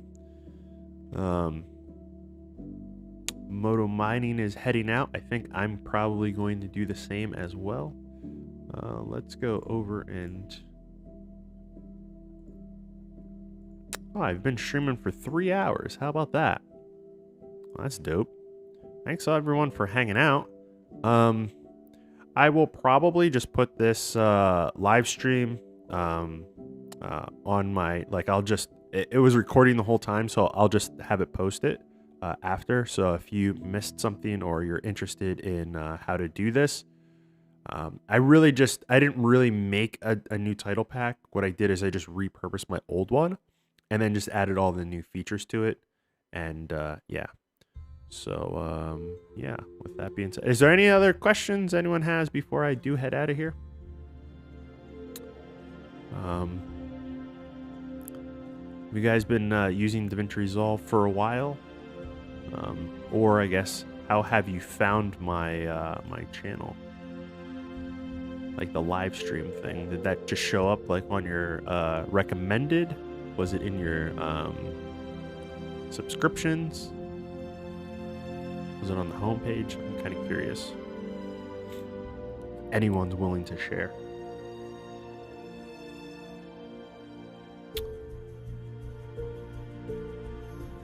Yeah, now I need to really make all of my different packs into these different like little folders. That was just a recent addition that they added in.